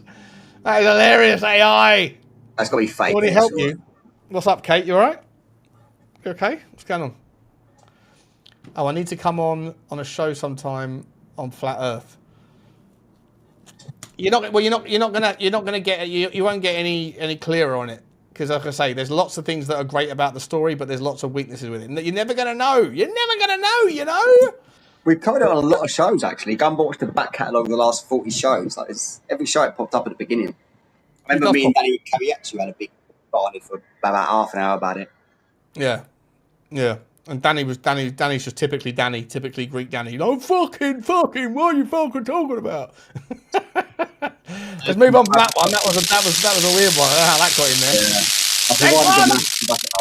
No exaggeration, this has to be one of the funniest things that I've seen all year. Anguilla is a small country in the Caribbean. In 1995, when the world was deciding on which country gets which domain ending, they got the domain ending .ai. You might see where I'm going with this. Obviously, that didn't mean anything for the past 2-3 decades. And then all of a sudden in 2022, ChatGPT happened. In the past couple of years, things have been ramping up. There's now 2,000 new .ai registrations per day. The revenue that they were generating from .ai domains has gone from $60,000 per month to an estimated $3 to $4 million. It now accounts for nearly half of Anguilla's national budget. With this newfound income, they're lowering their taxes, there's free healthcare for kids, and there's a brand new international airport that's being built. Follow from our tech news. Nice. At least someone's winning out of the AI bubble, eh? Someone's winning. Big up to Anguilla. Big up to Anguilla. Shout out to the Anguillans. You know? Well done. Nothing much. If you're going to build data centers, you want to build them somewhere like that, don't you? Yeah. Let's see why not. Cheapest possible land, cheapest possible resources, cheapest possible bribable politicians. Yeah, massively bribable. Yeah. Massively bribable. 4 companies. 4 of the hundreds of thousands of companies in the United States, you identified 4. One of those is this Safe America Media company. Where is Safe America Media headquartered? I don't know. I don't know either, Madam Secretary. We can't find it. We can't find a website. We did find an address that's registered for this company. Do you know where that address is? Is there a problem with this contract? I'll tell you about it. According to Madam law, Secretary, the address is registered to a political operative. Madam Secretary, the company, and then I'll give you an opportunity to respond. The company is registered to a political operative in Virginia. Do you know, just by way of example, whether this company that received $143 million in taxpayer dollars, has it ever done work for the government before? I don't know. I can't. The answer is it has not. And do you know why we know that? Because it was incorporated 8 days before this contract went out.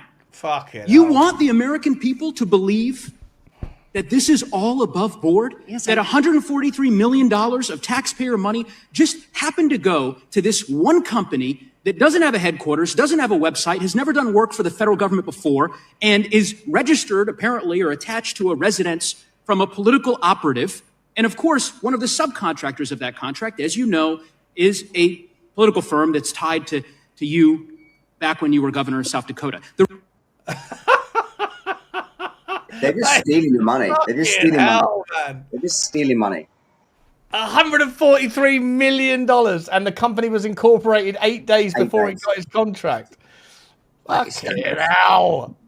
Scandalous. And it's, mate, that's just one example. How do I get a slice of this pie, though, mate? How do we get a slice of this pie, bro? Yeah. Well, actually, I know someone that set up had a PPE company like before the COVID stuff, and he used to sell like gloves to tattoo parlors, and it was a hard knock life, and there's always a complaint about how difficult it is traveling around the world selling gloves to tattoo people, and all of a sudden, COVID come in, millionaire overnight. Yeah. right place, right time. But that's just one example. That 140. Was he in there with like the Matt Hancocks of the world and all that? Yeah, he got all those grants. Yeah. But did he know those people? I don't know. I don't think so. Matt Hancock gave a £150 million contract to his pub landlord.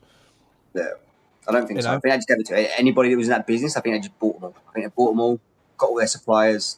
They just maxed it out. Anybody that was in that business at that time, masks and hand sanitizers, rubber gloves, and all that kind of crap. This government. I don't know. It's strange. It's all strange. But yeah, that's one example there. 143 million for a company created eight days ago. How many have they done over the? Make billions, billions and billions. Trillions, 100%. It's a fucking joke. It's like when are people going to sit there and say enough of this bullshit? Big up to Justin Lillywhite with the 200 jewels. Big up to you, Justin. Thank you very much indeed, my man. Really appreciate the support. Future's bright. Future's Lillywhite, my man. 350 jewels. A lot of jewels coming in tonight as well. We appreciate the jewel game. Appreciate you guys. And C369 says 250 jewels as well. Big up to you with the clapping seal. Ooh, ooh, ooh. Big up to you. Big up to all of you. Very, very cool that you're keeping the channel crack-a-lacking. I've run out of cider, mate. Can I roll the dice for you? I roll the wheel for you, and then how much time have you got, by the way?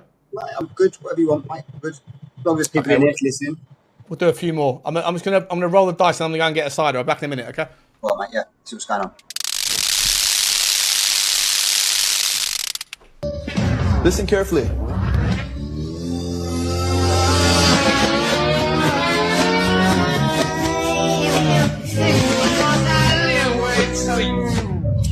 Raise your hand if you heard anything right away.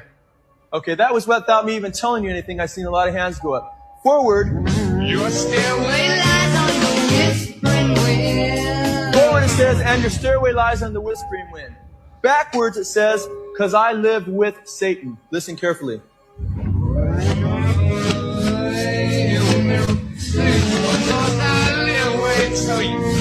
Raise your hands if you heard that. Quite clear, quite obvious. Let's listen on.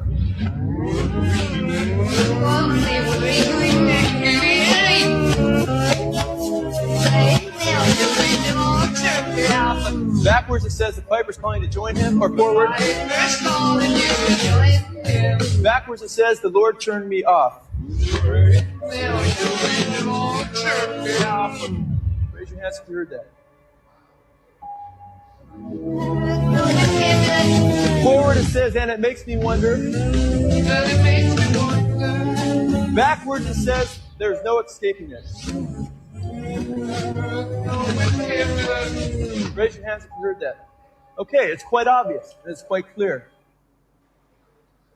Yeah, so that basically is called backward masking. It was created by John Lennon in the 1960s. When Paul McCartney actually died in the 1960s, he was obsessed with getting out hidden messages to the army of fans they had all around the world, the Beatles fans. And what he started doing in the LPs back in the old days, you could actually reverse the LPs manually on the LP players. So backwards masking was a way of rewinding it that most people wouldn't actually think about doing. This here video was basically showing an example of backward masking. Oh yeah, I've seen it before. Yeah. I want you to live with Satan, or whatever it is. Yeah. Some of the earliest examples, as I mentioned, I've done a video on my show. I think we also spoke about it very briefly on one of our earlier shows on The Rabbit Hole. But backwards masking itself was actually created by John Lennon. It was a way of getting a message out to the vast amount of Beatles fans that Paul McCartney had died and the sorrow they was carrying without having to break their non-disclosure agreements with MI5. So it was used predominantly in rock and heavy metal music through the 1980s, through the 1990s, and now it is actually incorporated in a lot of the popular culture music. So people like Rihanna, Lady Gaga, they all carry those backwards masking messages. But because you don't actually physically own an LP, they figured out a way for people to pick up the subliminal masking by playing it in a certain way. But there's lots of examples now where you can listen to more modern music, more of the last 20 years, where if you do rewind those songs, and you now have the tools available with access to the computers and stuff to be able to play things backwards. can actually find lots of examples exactly like that guy showed there. But yeah, I would suggest anybody that has access to old records, especially in those Playing particular. backwards. Yeah, if you've got generous, Stairway to Heaven was one.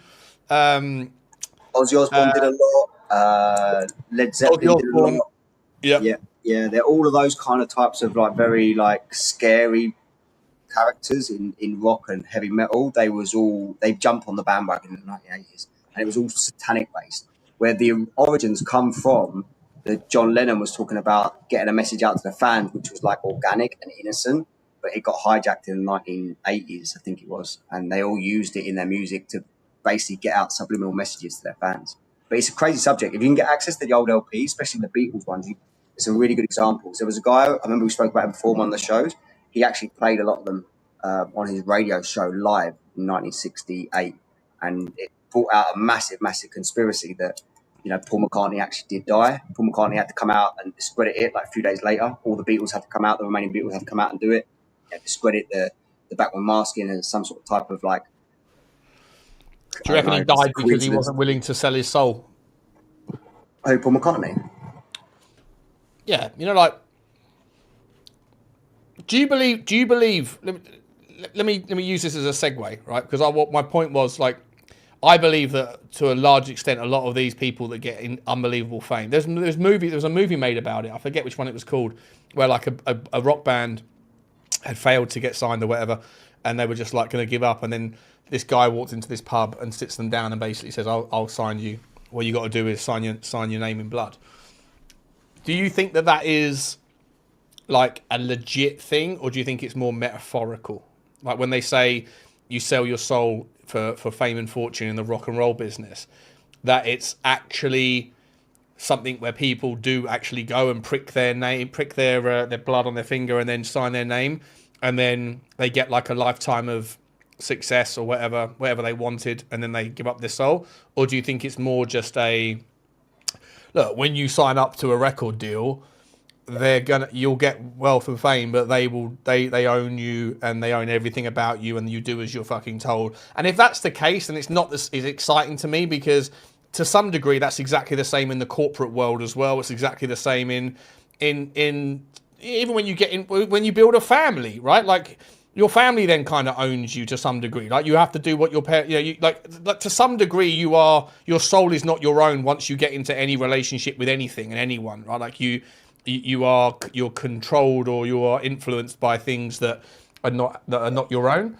But I'm asking the question specifically: do you think that there are some people that actually do go into contracts with a being, an evil entity?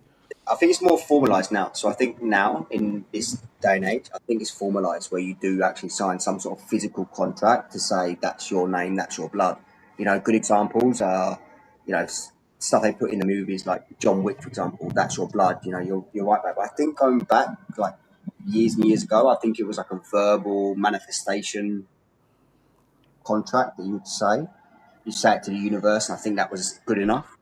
But I think they make more example out of it these days too, especially like these famous people like Rihanna, Lady Gaga. I think they physically would sign something, so they know consciously, I've signed something consciously saying my soul is now owned by the devil. There's so many videos that are, like, especially with music, right? There was this rap star. You remember the guy who sung that song, running the dog, on the dog, don't stop, and I'm gonna shine, homie, until my heart stops. Come on, MVP, I'm rap's MVP, and I'm going nowhere till you get to know me. He was like Eminem and 50 Cent's mate. Forget his name, but he said, like, he started the game. Big up to you, the game, Kulu. Look at you knowing, you fucking pick it up on my rap voice, and I ain't going nowhere till you get to know me. Well, he said in a video, when you get to like 50,000, when you're making 50 grand a show, all of a sudden people sit you down and say there's 3 doors that you can choose from. And he was deadly serious. And he said, you choose the door on the left, which is like you have to get into some homosexual shit. Essentially, like you'll go and sign with a record label that will say, yeah, we'll give you $1 million, but I need to know that you're mine. And for you to do that, then we're going to record you sucking a bloke off. Right? Which is obviously difficult for a rap star to do, because they're all about their kind of ego generally, and they're all about their status or whatever.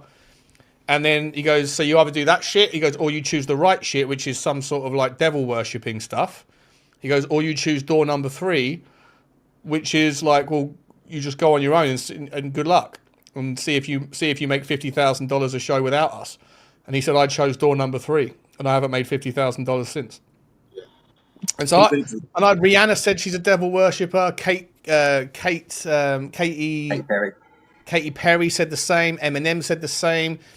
Snoop Dogg said the same. Like the amount of people that put into their music or admit on some interview that they are devil worshipping, and the amount. And I remember 50 Cent like having arguments with some other rap stars saying, "You don't hang with us anymore." And this other guy was like, "Yeah, but what you mean by hanging with us is you want me to fucking suck your dick and shit. Is what the fuck is all that about?" You know. So I believe him. I believe what the game said to be true. Like there's different ways that you sell your soul. But essentially, one of them is that you're controlled. So therefore, and they've recorded you so that if you ever disobey them, then they're going to release the tapes. And the other side is that you actually do sell your soul, like you by like worshipping a devil, which is what Jay-Z does, Beyonce does, and all that shit. I don't know, man. I think the first time I ever come across this was Mariah Carey. Like when I was young, she was obviously one of the most popular people in music. You know, I remember she married a guy who was the CEO or one of the top guys at Sony Records. His name was Tommy Mottola. And she come out and said, I sold my soul to the devil. He's the devil. You know, she made this big thing about her court case when she separated from him. Tony Mottola is the same guy that Michael Jackson called out, right? Yeah, exactly. Michael Jackson come out and said, because Michael Jackson actually screwed Sony. He was taking percentages of Sony as opposed to financial kickbacks off of his albums. He became so big, he ended up owning a lot of the back catalogs. He ended up owning all the Beatles back catalogs at one point. But yeah, I think there's examples of like CEOs of these big companies. One of the more modern ones is Jimmy Iovine, who that's right. Interscope.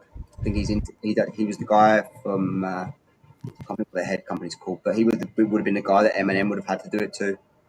They all wear these symbolic kind of references to selling their souls. You know, I remember even in England. The girl band that followed Girls Aloud and the more recent one, they came off of like the Pop Idol show. One of the girls on it now, I forget her fucking name. She's got boys that have got like real bad health issues, right? And I saw it. She was on. What's her name? Jessie something or other is the girl's name. I can't remember the name of the girl band though. Little Mix, Andy Lester. Little Mix, showing your fucking age there, bro. I fucking open you up like a can of baked beans, you dirty git. What's X Factor fans in it? I was wondering who was the first person who's going to come in with that name. Little Mix, yeah, Mark Connolly as well. Showing your fucking dirty little gits. Sensational. Anyway, but Jessie, the girl, so her children, I think either she's got twins or something, but I think that they're really, really unwell, like really, really, really bad shape. Yeah, I knew the name all along. Yeah, my daughter loves them. Yeah, all right. That's fucking brilliant.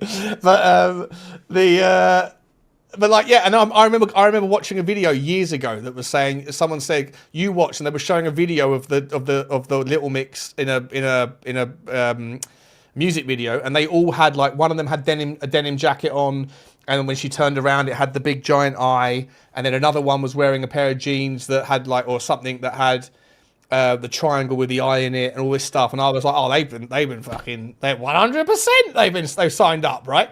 Yeah. And then someone said you watch. Because I think someone else mentioned it in there. Ship It said it, I think, which is sometimes they have to sacrifice a family member as well. I think that's what Kanye said. I think Kanye said, my mum died for this shit or something like that. The deal is, sorry to cut you, the deal is either one of your blood relatives dies or you die when your career finishes. So they're given, from what I can understand, they're given a choice. So this is why basketball players tend to like play forever, especially like LeBron James, I think, has been talking about it recently. Obviously, Kobe Bryant. You know, a lot of these basketball players who've signed these kind of contracts. The choice is either one of your direct blood relatives at some point in the near future will be taken, or you'll be taken when your career finishes. And basically, so how selfish you want to be? Would you go, fuck it, I'll take a life. Give me 100 years, devil, right?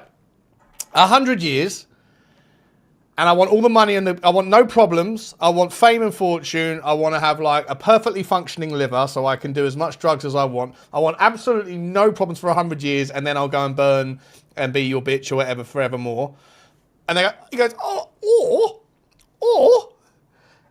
I'll just take your mum or your cousin. And you go, I didn't like that person anyway. She's a bit of a bitch. They don't give you a choice of which Take person. her. Yeah, they don't give you a choice of which person in your family. It's not like you have to choose between your mum and your. You don't get a choice. You don't get a list. You don't get a choice. It's just like one of your blood relatives. So it could be a second uncle. It could be a sister. It could be a mother. But what a lot of the time tends to be the case is like one of the closest people to you tends to be the sacrifice. But if you don't give the blood sacrifice of one of your immediate like family members, it is you. So that's the choice you're given. Like a lot of people take the easy way out and say, yeah, do you know what? Take one of the blood relatives because I'd like to enjoy this after it finishes, I think that's what it is. But you're talking about Little Mix there. They would have signed with Simon Cowell, and Simon Cowell has been accused of this a few times, But he's a dirty git, isn't he? Come on now. He's a dirty git. Yeah. And he looks like the amount of work he's had done over the last sort of. I think the Simon Cowell we see today is a clone. I think the guy that's there, I think he was replaced about 8 years ago, 10 years ago. I don't think he's the same guy. But his record company is called Psycho Records, which probably tells you everything you need to know about the guy. Yeah, of course, 100%. He's got a witch that hangs around with him. What was her name? She was a pop star in the 80s. She was a pop star in the 80s. She was always with her. Who? A black chick. Cynthia. No, Sunita. Sunita. That fucking memory. Oxford Natural. I was trying to get it. I knew it was there, but those pills are working. They're fucking working, bro. My memory's back in the game. Mate, you need to mention the sponsor of the show, but Sunita, she's apparently a practitioner, a witch. So what they apparently do with a lot of Simon Cowell shows is he has like a red room, which has been spoke about before, but his red room is like a ritualization room that happens behind a lot of the shows. So allegedly. Well, allegedly, but allegedly, I've got enough problems, bro. I've got enough problems. But anyway, allegedly, they have a red room and a green room behind each of these shows. And the red room is simply down to devil worship and ritualization. So if you're in these types of like circles of becoming famous, you're kind of given a initiation early, if you like. But she apparently helps him with the rituals. She's one of those people that's why she's always hung around with him for these last like 40 years. Like she was a fouled pop star, but I don't know. Yeah, because she can barely sing. She's always on that show when they go to judges' houses. But she's always there. Let me do this. Andy Lester. Sorry, Andy, I didn't mean to call you out then for your fucking fell hook, line, and sinker on that one. Who fucking Little Mix? Got him. Still got a poster. To be honest, none of those girls are particularly hot. Like some of the other girl bands back in the day where there was some smoke shows knocking about. But fucking Little Mix, I don't know. A little bit disappointing, I'd call them. Little disappointing. But anyway, Andy Lester, GOAT trophy. Big up to you, mate. Very generous, bro. Thank you very much for the jewels. The jewels train is on. Jewel us up. We appreciate it. We're gonna get Nikos to Antarctica, and I'm gonna make sure I'm with him so that we can make sure. One day, if we got there, we could blow up the internet. We could do it together. We're making sure that when the plane says we're going south, we're actually going south. Otherwise, I don't want to hear Nikos coming out with some bollocks. No, I've been asleep for 10 minutes, and the plane might have done a 90 degrees. Mate, I'll have a compass and a spirit level the whole way, I promise you. You're sitting there looking at it. Nikos, look out the window. There's penguins. No, Sean, I'm looking at the spirit level. They're trying to. Those penguins are there to distract you. Mate, I'm sure you're probably right, mate. Again, in your defence, you're probably right, mate. We get there, and if it proved out that I was wrong, I'd probably still find a reason to not believe. Yeah, exactly. It's what it is. We die on the hills, mate. It's like Matisse Tell is my hill. There's a few other hills out there. Someone, my mate Adam William Cahill. I don't know if you know him, but he might come on the show at some point because he's quite very religious guy. We should invite Kate on one of these shows. It seems like we've blown her brain up with all this flat Earth stuff. We should write her on and let her ask, get her to write down her 10 best questions and see if I can answer 10 of them and convince her. Yeah, Kate, you're always welcome, mate. You're always welcome, Kate. You can come on that. Well, we probably won't be going too much longer. Would be an interesting and lovely guest to have. Kate's amazing. Big up to Andy Lester. Thank you very much indeed. You're awesome. Let me, guys, ask you. There's 170 people here. I think it's a record for the Tonight Show. At least it's not new numbers. I'm not sure if we've ever got to 200 people at the same time. Consistency. Insane. Do more shows. Consistency. Also, I think it helps that there's no Tottenham news right now on the distractions. But Tinfoil Transmission, Nikos's channel is right there, guys. So if you are watching this, little pick and mix, yeah. If you are watching this, please do hit the link there and give old Nikos a little sub-a-dub-dub. What's this? Every YouTuber has a hill they die on. Sava had Frank, Stell had Stellegation. Stell is dying on the hill now that Romero is... that Tottenham fans can't be... That Tottenham fans are psychotic if they are unhappy with Romero going to Arsenal because some Tottenham fans want him gone anyway. I'm like, bro, what are you talking about, mate? Like, I'm actually going to have him on the channel and we're going to do... Not this one on the Spurs Talk Show. We're going to have a debate about it because he just picks... His logic in his mind is just wild at times.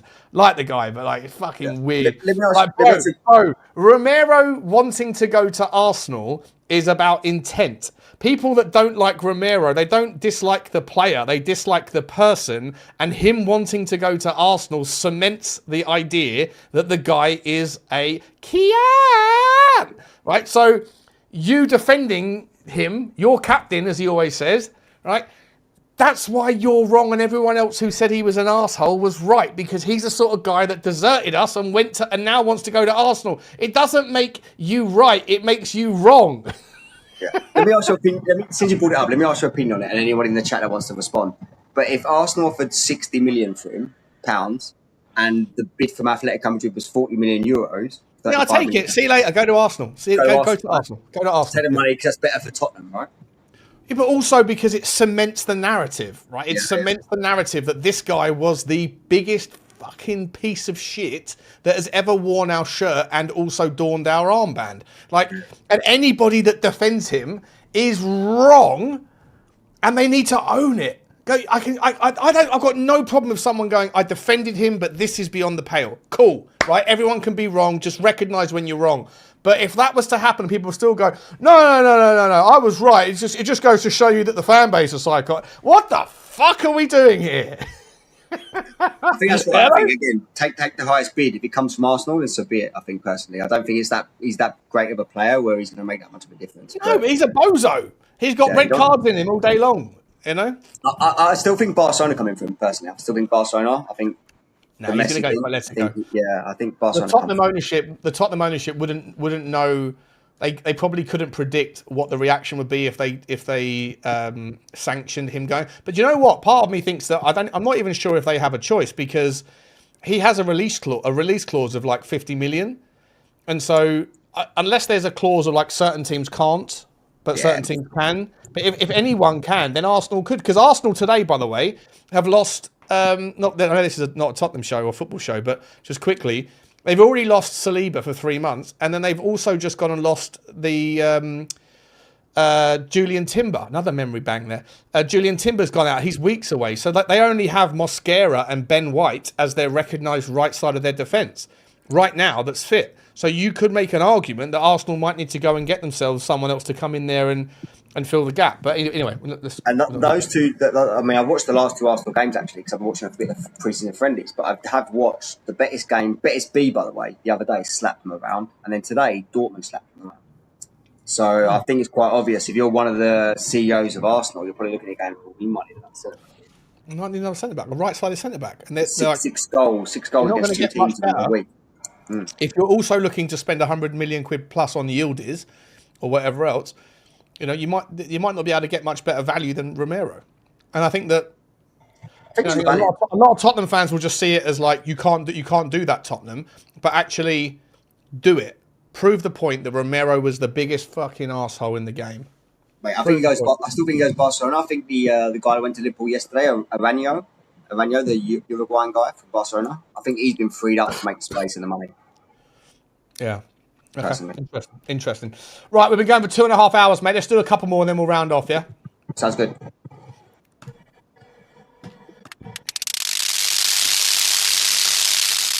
Love the show, by the way. I would add that the online abuse on X The online abuse on X that our minority candidates are receiving is utterly appalling in every way. And if it was happening to any other candidates from more established parties in the sense of their age, you would all be in total uproar. And I've not heard a single person comment on it. It really, really is bad. And X is now becoming a very unpleasant and very dangerous place. Yeah, I'm not interested in it, to be honest. I think he's a fucking idiot. Let's move on. True though, there's a narrative there trying to spin. Say again? Trans embassy. There's a narrative there they're trying to spin where they're trying to get youngsters away from social media, because obviously when you're young, you're influenceable. You know, like there's certain things you can now watch online. Like for example, if you were a 14-year-old and you've only got Twitter this year and you went on, you know, and you were seeing the hate that's been building up against, you know, Israel and stuff like that, you would automatically have embedded in you really, really young that you were anti-Israel because of what you've been seeing over the last 2 years. So I think there's some sort of type of control narrative they're trying to push to get youngsters away from that kind of like potential alternative information that they might receive from, you know, traditional. Yeah, but what I would say is like there's 100%. Like, you know, we were talking about it earlier. There's factions at the top that are all kind of scrambling for control. Like, I don't believe that Vladimir Putin is, you know, any different to anyone else, right? And the same with President Xi. They're all powerful people that have managed to get themselves to the top. But they're all like, do I think that President Xi is best mates with? Like, is it all fake fighting? I don't think so. I think there's genuine power control within the overarching narrative. I think the same thing happens on social media. Like, there 100% is this anti-Israel narrative that is being pushed and threaded through to Instagram and everything else right now. And that doesn't mean that, like, two things can be true at the same time. There's legitimacy to the frustrations that people have with what's going on, but it can also be a hell of a lot of bots doing things and a hell of a lot of powerful people that are putting a lot of money into threading that narrative for whatever ends. I don't know. I'm not smart enough to figure it out. But like, when you see overwhelming weightings of narratives getting thrown into certain channels, just because you might agree with it doesn't mean that you're not being influenced by other people's bigger game plans, if that makes sense. You know? Especially with AI these days as well, mate. You can pretty much create anything about anything. Yeah, 100%. 100%. If I had a kid, in fact, I spoke, my brother and his wife were around my house last week for like 4 days, and I was talking to my sister-in-law, and she was like concerned about their oldest child, who's 11. And for a bunch of different reasons. And I was like, you know, not that I've got a child, obviously, but if they were asking for my advice, I was like, you know, I think she was saying, like, you know, she's struggling with maths. Is maths really important? I was like, certainly, like, algebra isn't important. And it's probably less important now than ever before, because you're going to have AI take care of that stuff. But you certainly need a base understanding of fractions and percentages and that sort of stuff just to be able to get through your day-to-day life without needing to always ask a calculator. But I would say, like, my first bit of advice would be to, like, if they want access to the internet, if they want access to devices, because that's what they do, get them hooked on something that is not the Instagram or the Snapchat. Fuck that bollocks off, because it's poison. There's like, have you ever heard of this app called Paladin? No. It's so cool, man. It's so clever. It's like AI content that tells stories of history. Now, it might not tell you the story that you or I might believe or whatever. It tells the sort of official stories, but it makes the same shit that you would learn in history class, like what happened in World War II. Mate, you can smoke on the stream, Nikos. Don't worry about hiding your. I don't care about that.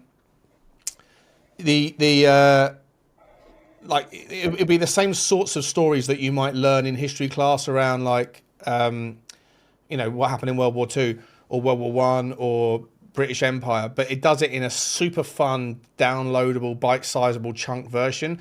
If any of you guys that are watching have kids that are like, that you'd like to push them into fun things that they can learn from, not the toxicity of social media, go and download this app called Paladin and have a little play around with it yourself.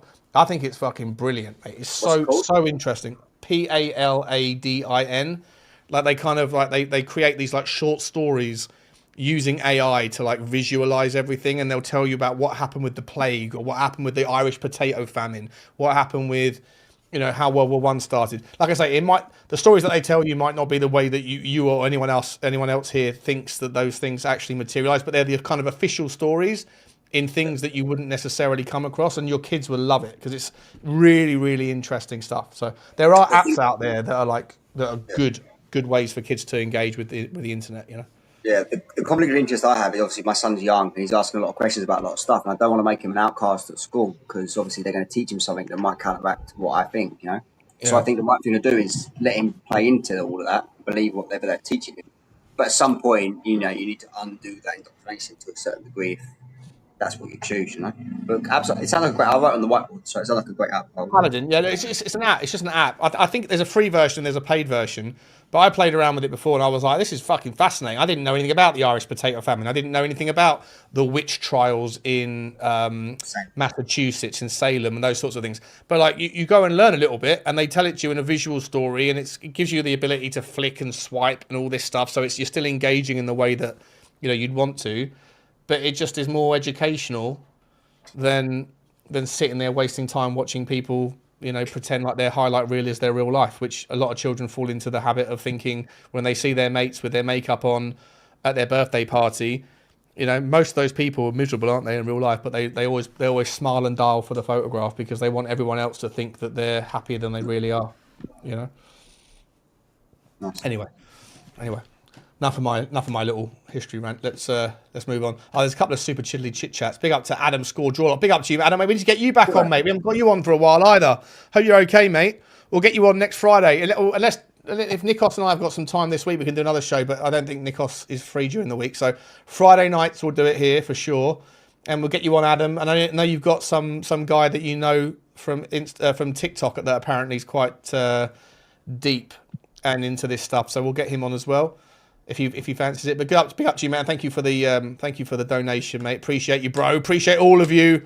And PMG 1986, big up to you, bro. What is that icon? Is that?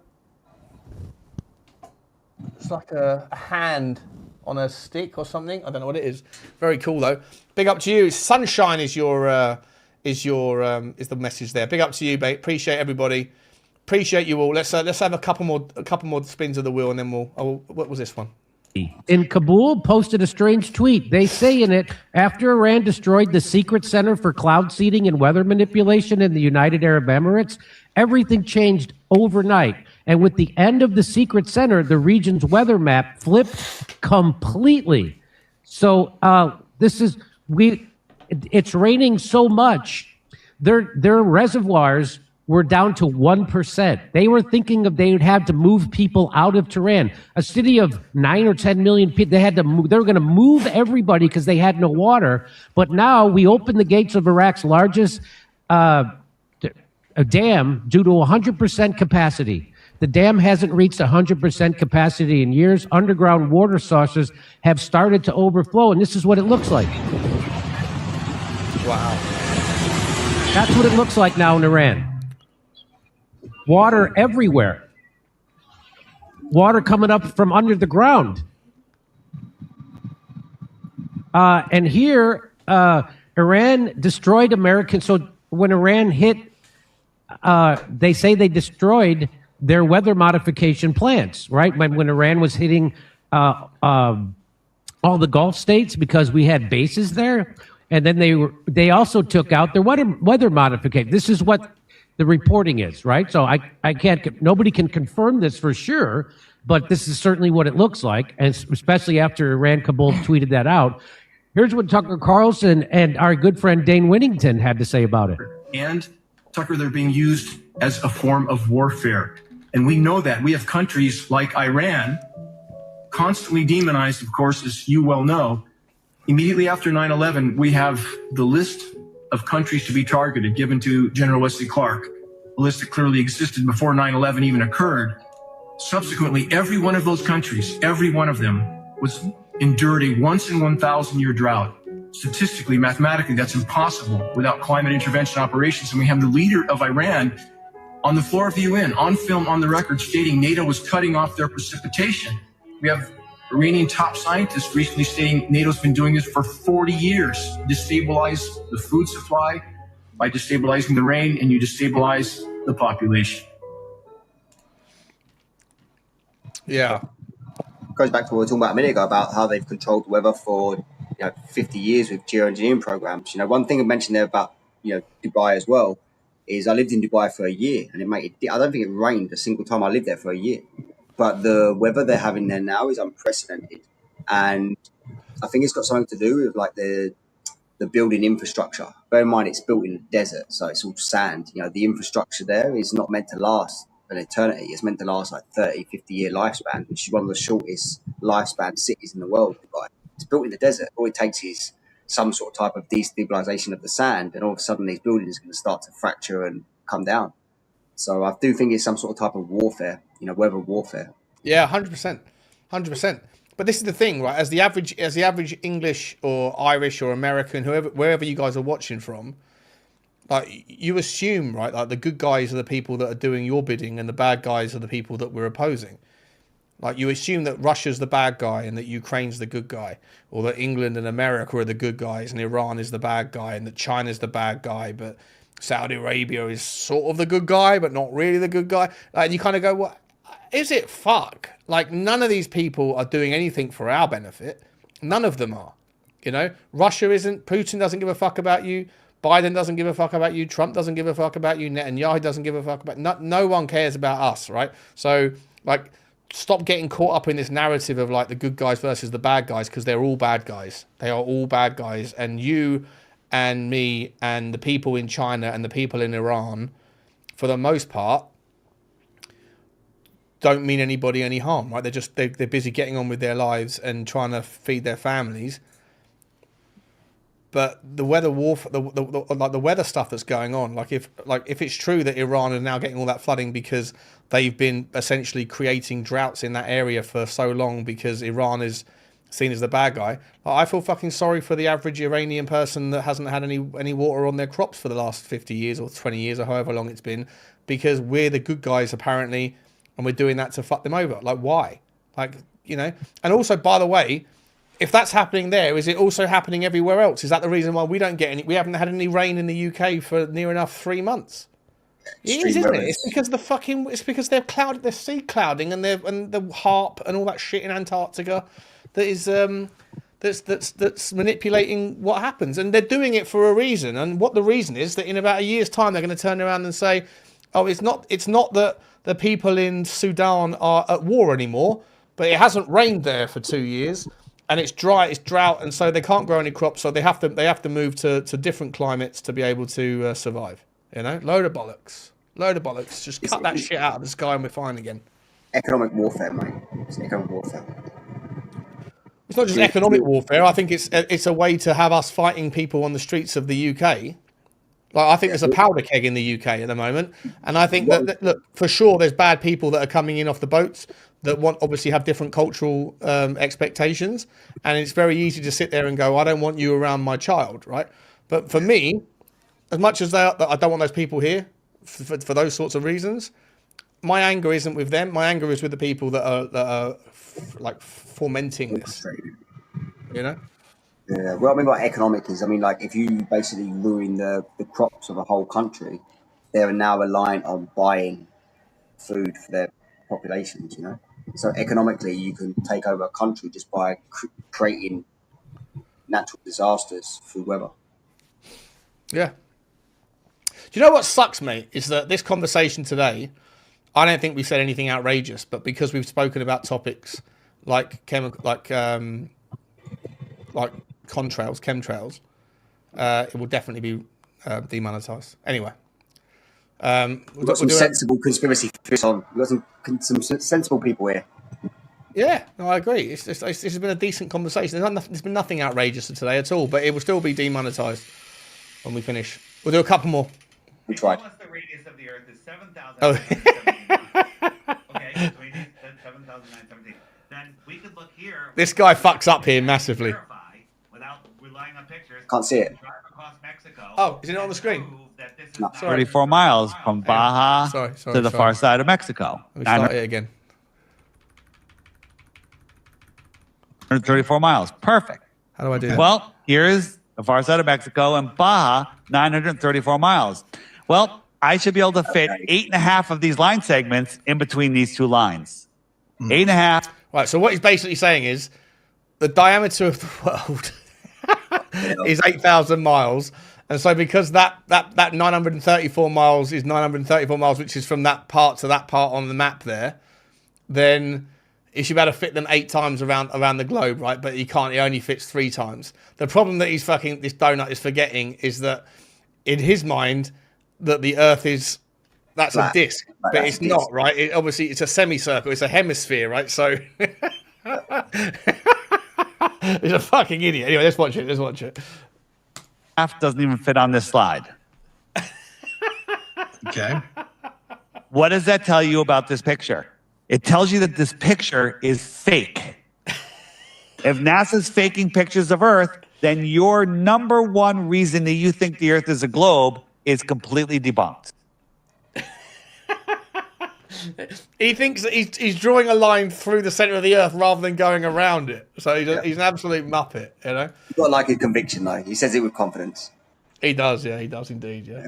He is a bit of a tulip, I must say. He's got some good What's points. his name? Is his name Dave? Is it Dave? Flat Earth Dave. I think he's got an app actually. I think he's got an app he's promoting and stuff like that. But like I said, he has been one of the advocates from the beginning. He's not perfect, like none of us are. But you know, a lot of what he says has credibility. But there are a few like that. That's an example of him there being a bit of a tulip. Yeah.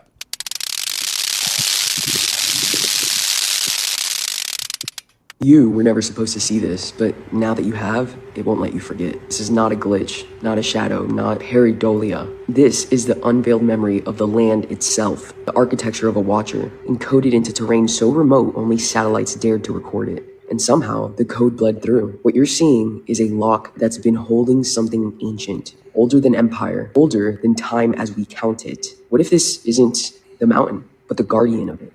Zoom in again. Eyes, nose, crown, horns. Why does your body remember this before your mind can name it? Because this was encoded in you long before language. The ancients didn't just build on land. They spoke to it, negotiated with it, summoned what they needed, and bound what they couldn't contain. Where is that? Chile? This wasn't bound by them. This was here first. What if the gods we think we worship are just the shadows these beings cast? Comment, scroll, and get your scroll scan. Not all of you will, only those who feel it through the spine. And if you're still watching, you already know this thing. I mean, if it's legit, it's weird. It definitely looks like Symmetry faces, like doesn't this doesn't occur in erosion. Yeah, It occurs in encoding. Look at the ridges, not just a facial structure. It's ceremonial geometry, like Where is glyphs it? buried under the illusion of snow and stone. The Andean range is full of myths of The Andean skywalkers, range. subterranean cities, and beings that sleep beneath the ice.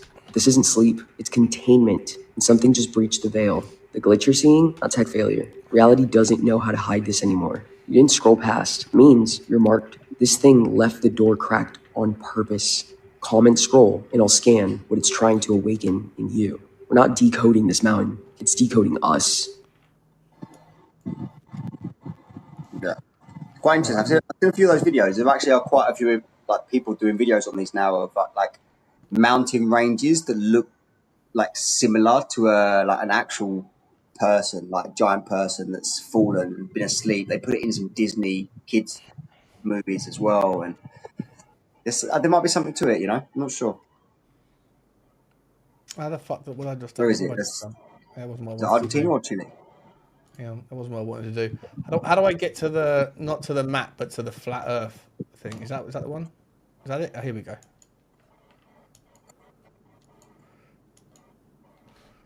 I'll watch it again. I'll watch that video again for a second. Yeah, we Chile. Yeah. How do I watch it again? You were never supposed to see this, but now that you have, it won't let you forget. Hang on. Bollocks! I didn't see it. Oh, for fuck's sake! I'd love to go exploring down that part of the world for sure. So it's near This is not a Puerto glitch, Williams. not a shadow, not pareidolia. This is the... Okay, it's near Puerto Williams.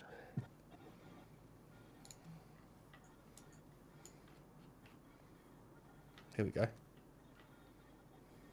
There's These Puerto will be the Williams. most southern points of the world as well. There's Puerto Williams, right? That's what we're looking for on this thing. unveiled memory of the land itself, the architecture of a watcher, encoded into terrain so remote only satellites dared to... Do you know what? I might struggle to find. This might be a bit of a difficult one. Go on Google Earth later. I'll have a little butchers. If anyone can have a look-see and find it, that'd be good. That looks like a face there. Like that first bit there looks like a nose and a mouth, an eye. I don't know. You could put it down to technology as well, though, to be fair.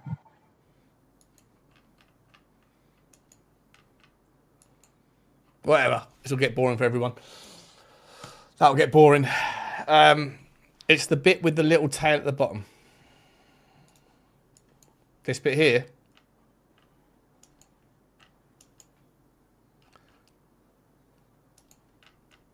Oh, fuck it. We'll do it all day long. Whatever. I'll have a little butcher's later. I'll put it on the whiteboard. I'll have a look. We'll figure it out later on. All right, let's do another one.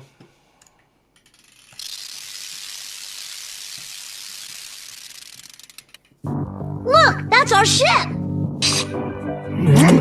Purple!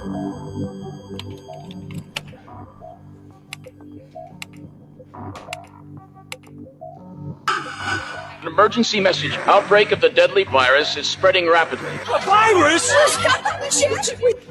A worrying new challenge in efforts to contain the hantavirus. All we want right now is to feel safe. For now, nobody is being allowed off the boat. All ships must remain at sea. Have fun! My booze! My booze! I feel you, Homer. I feel you, bro. I feel you, man. I think AI is so good these days. I don't know if he's actually seen his episodes. They are. It's the same They are. disease that killed That Betsy definitely Arakawa, was. That one was. I the remember wife seeing of it. late actor Gene Hackman.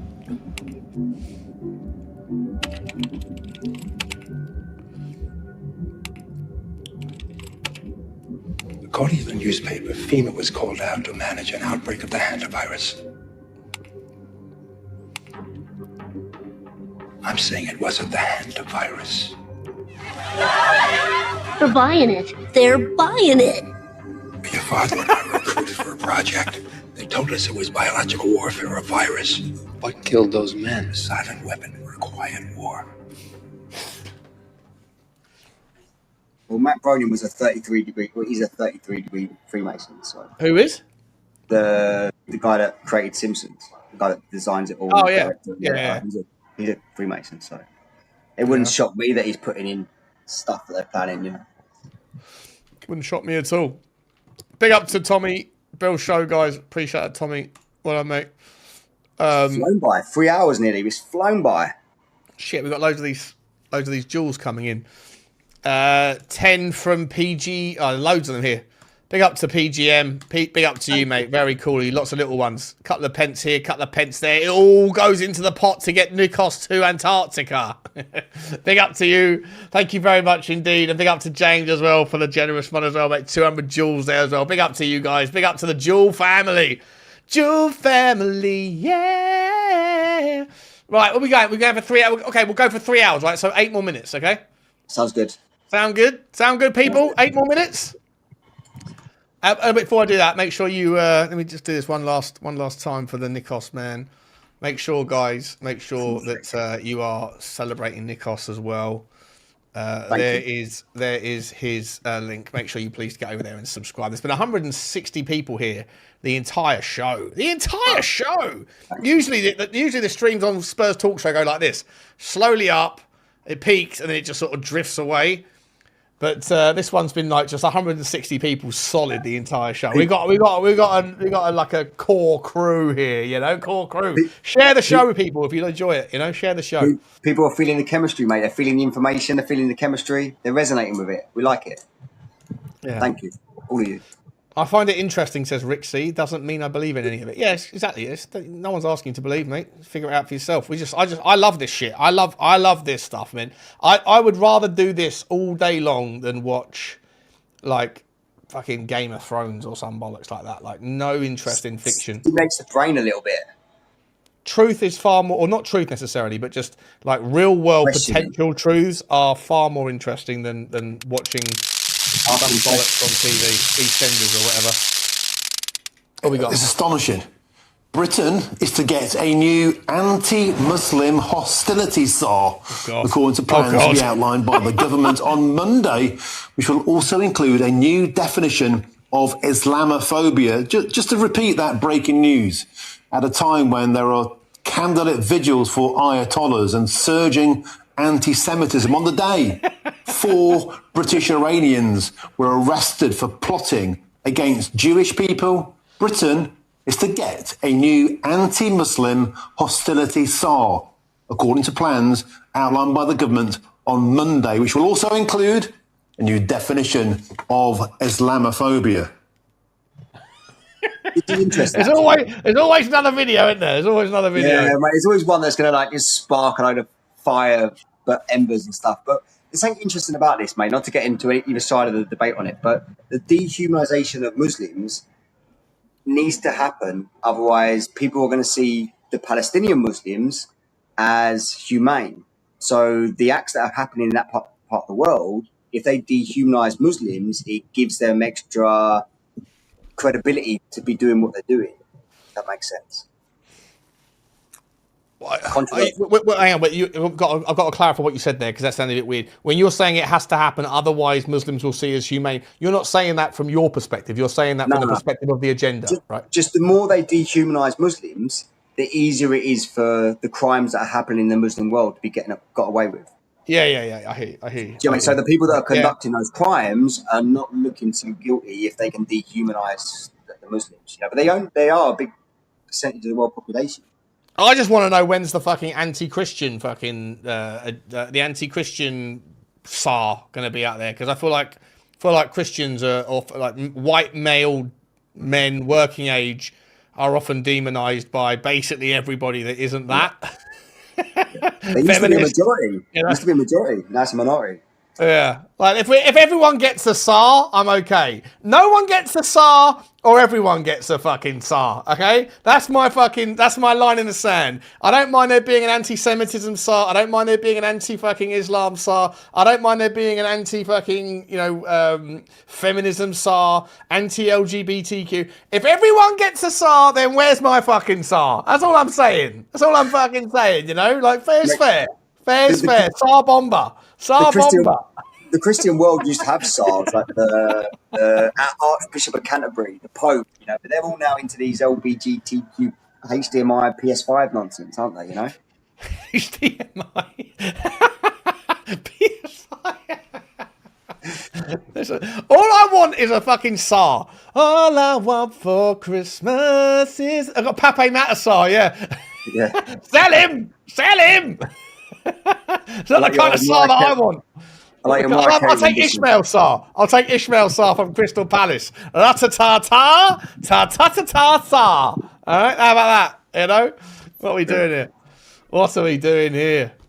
Let's do a couple more. How long we got? 4 minutes. Right? We've got time for 2 more, and then we're going to round off. Oh, we can keep going if you want, but it's getting late now, isn't it? Right, it's getting late. Is a giant lie. It's a propaganda piece.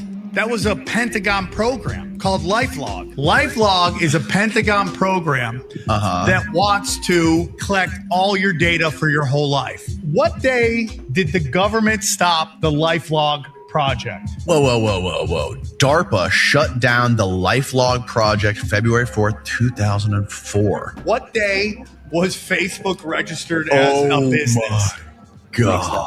No way, bro. The exact same day. They don't even hide it, dude. It was created by DARPA. Yeah. They handed it to Mark Zuckerberg. And then the Vossel twins. What about the other? Yeah. That's all. And that's why they became the first Bitcoin millionaires, because they play ball. It's all theater, dude. So what is the purpose of LifeLog? To collect all your data for your whole entire life. Wild. True though. True. It's quite a coincidence that they launched Facebook the same day they dissolved that company. And this goes back to what we said before about how they instill these faces of these companies. Like Elon Musk, I think he's a face of these black ops operations, you know? They just instill these people, someone that will take the bait, these Winklevoss, what they're called, the Winklevoss twins and stuff like that. These I think these are the biggest private holders of Bitcoin, no? Yeah, they are. Yeah. They seem to get the benefit from that. They took the listen. You can make yourself fabulously wealthy, or you can die. You know, but Facebook is not going to be owned by you. It's going to be owned by this guy who really is owned by us. Okay, so take your pick. And they went, well, we'll do the Bitcoin thing. Thank you. The money they got from the settlement, for potentially creating Facebook, they put straight into Bitcoin. Yeah. Literally, like 90% of what All they of it. received. They put all of it 90%, into Bitcoin when Bitcoin was about a dollar a fucking coin or whatever, right? Like, if you are someone that's just like done okay, you're coming out of college, you sue Zuckerberg, and they give you $150 million as a settlement, you've got life-changing money. You could just put it in the bank, buy a couple of houses, sit on your ass, play polo, do your rowing, whatever it was you were into, and then invest, right? But no. They put every fucking penny into this penny stock type investment called Bitcoin. No one would ever do that. No one would ever do that. They were told. They were told, right? We'll give you this, but you'll make that. But then you could turn this into that. 100%, Nicholas. You're 100% right. Always thought that. You are 100% right about that. It's ridiculous. Absolutely ridiculous. So on that basis, and you know that Bitcoin is going to be the giant all-time motherfucking rug pull, whatever it is, like, because we're currently in crypto winter. Crypto winter lasts from November of the 4th year of the cycle, December. I think it's December the 11th. I think it is until December the 10th. December the 10th traditionally will be the bottom of the market in Bitcoin. It always has been every previous 4 cycles. So buy it on December the 9th or buy it December the 10th, and then wait until 3 years later. And then it will be probably at 200, unless this particular cycle is the cycle where the rug is pulled, and it could easily be. But if you're a holder of Bitcoin, I am. At least I think I am. I haven't looked. Because of my hack. I haven't actually logged into my crypto account since the. So I don't know if it's still there. But if it is still there, then I'll be selling it December the 1st, 2030. No, it's 2029. 2029. I think Bitcoin has to die, mate. I think Bitcoin has to die. I think all the narrative has changed around it from what it was originally set out to be and what they told everybody it was. It was a store of value and it couldn't be taken and the government couldn't see it. You know, all that narrative has been decimated over the last few years. So I think this might be the last cycle. Yeah. But the government are now confiscating Bitcoin. They're one of the biggest holders in Bitcoin because they confiscated so fucking much of it. So I think that's a bad look for any company or any type of value. Yeah. Well, there's something that's going to happen with regards to decentralization or centralized. It's not compliant. Well, one of the things is they're bringing all these rules, regulations, laws about crypto, but the one that isn't compliant is Bitcoin. Yeah.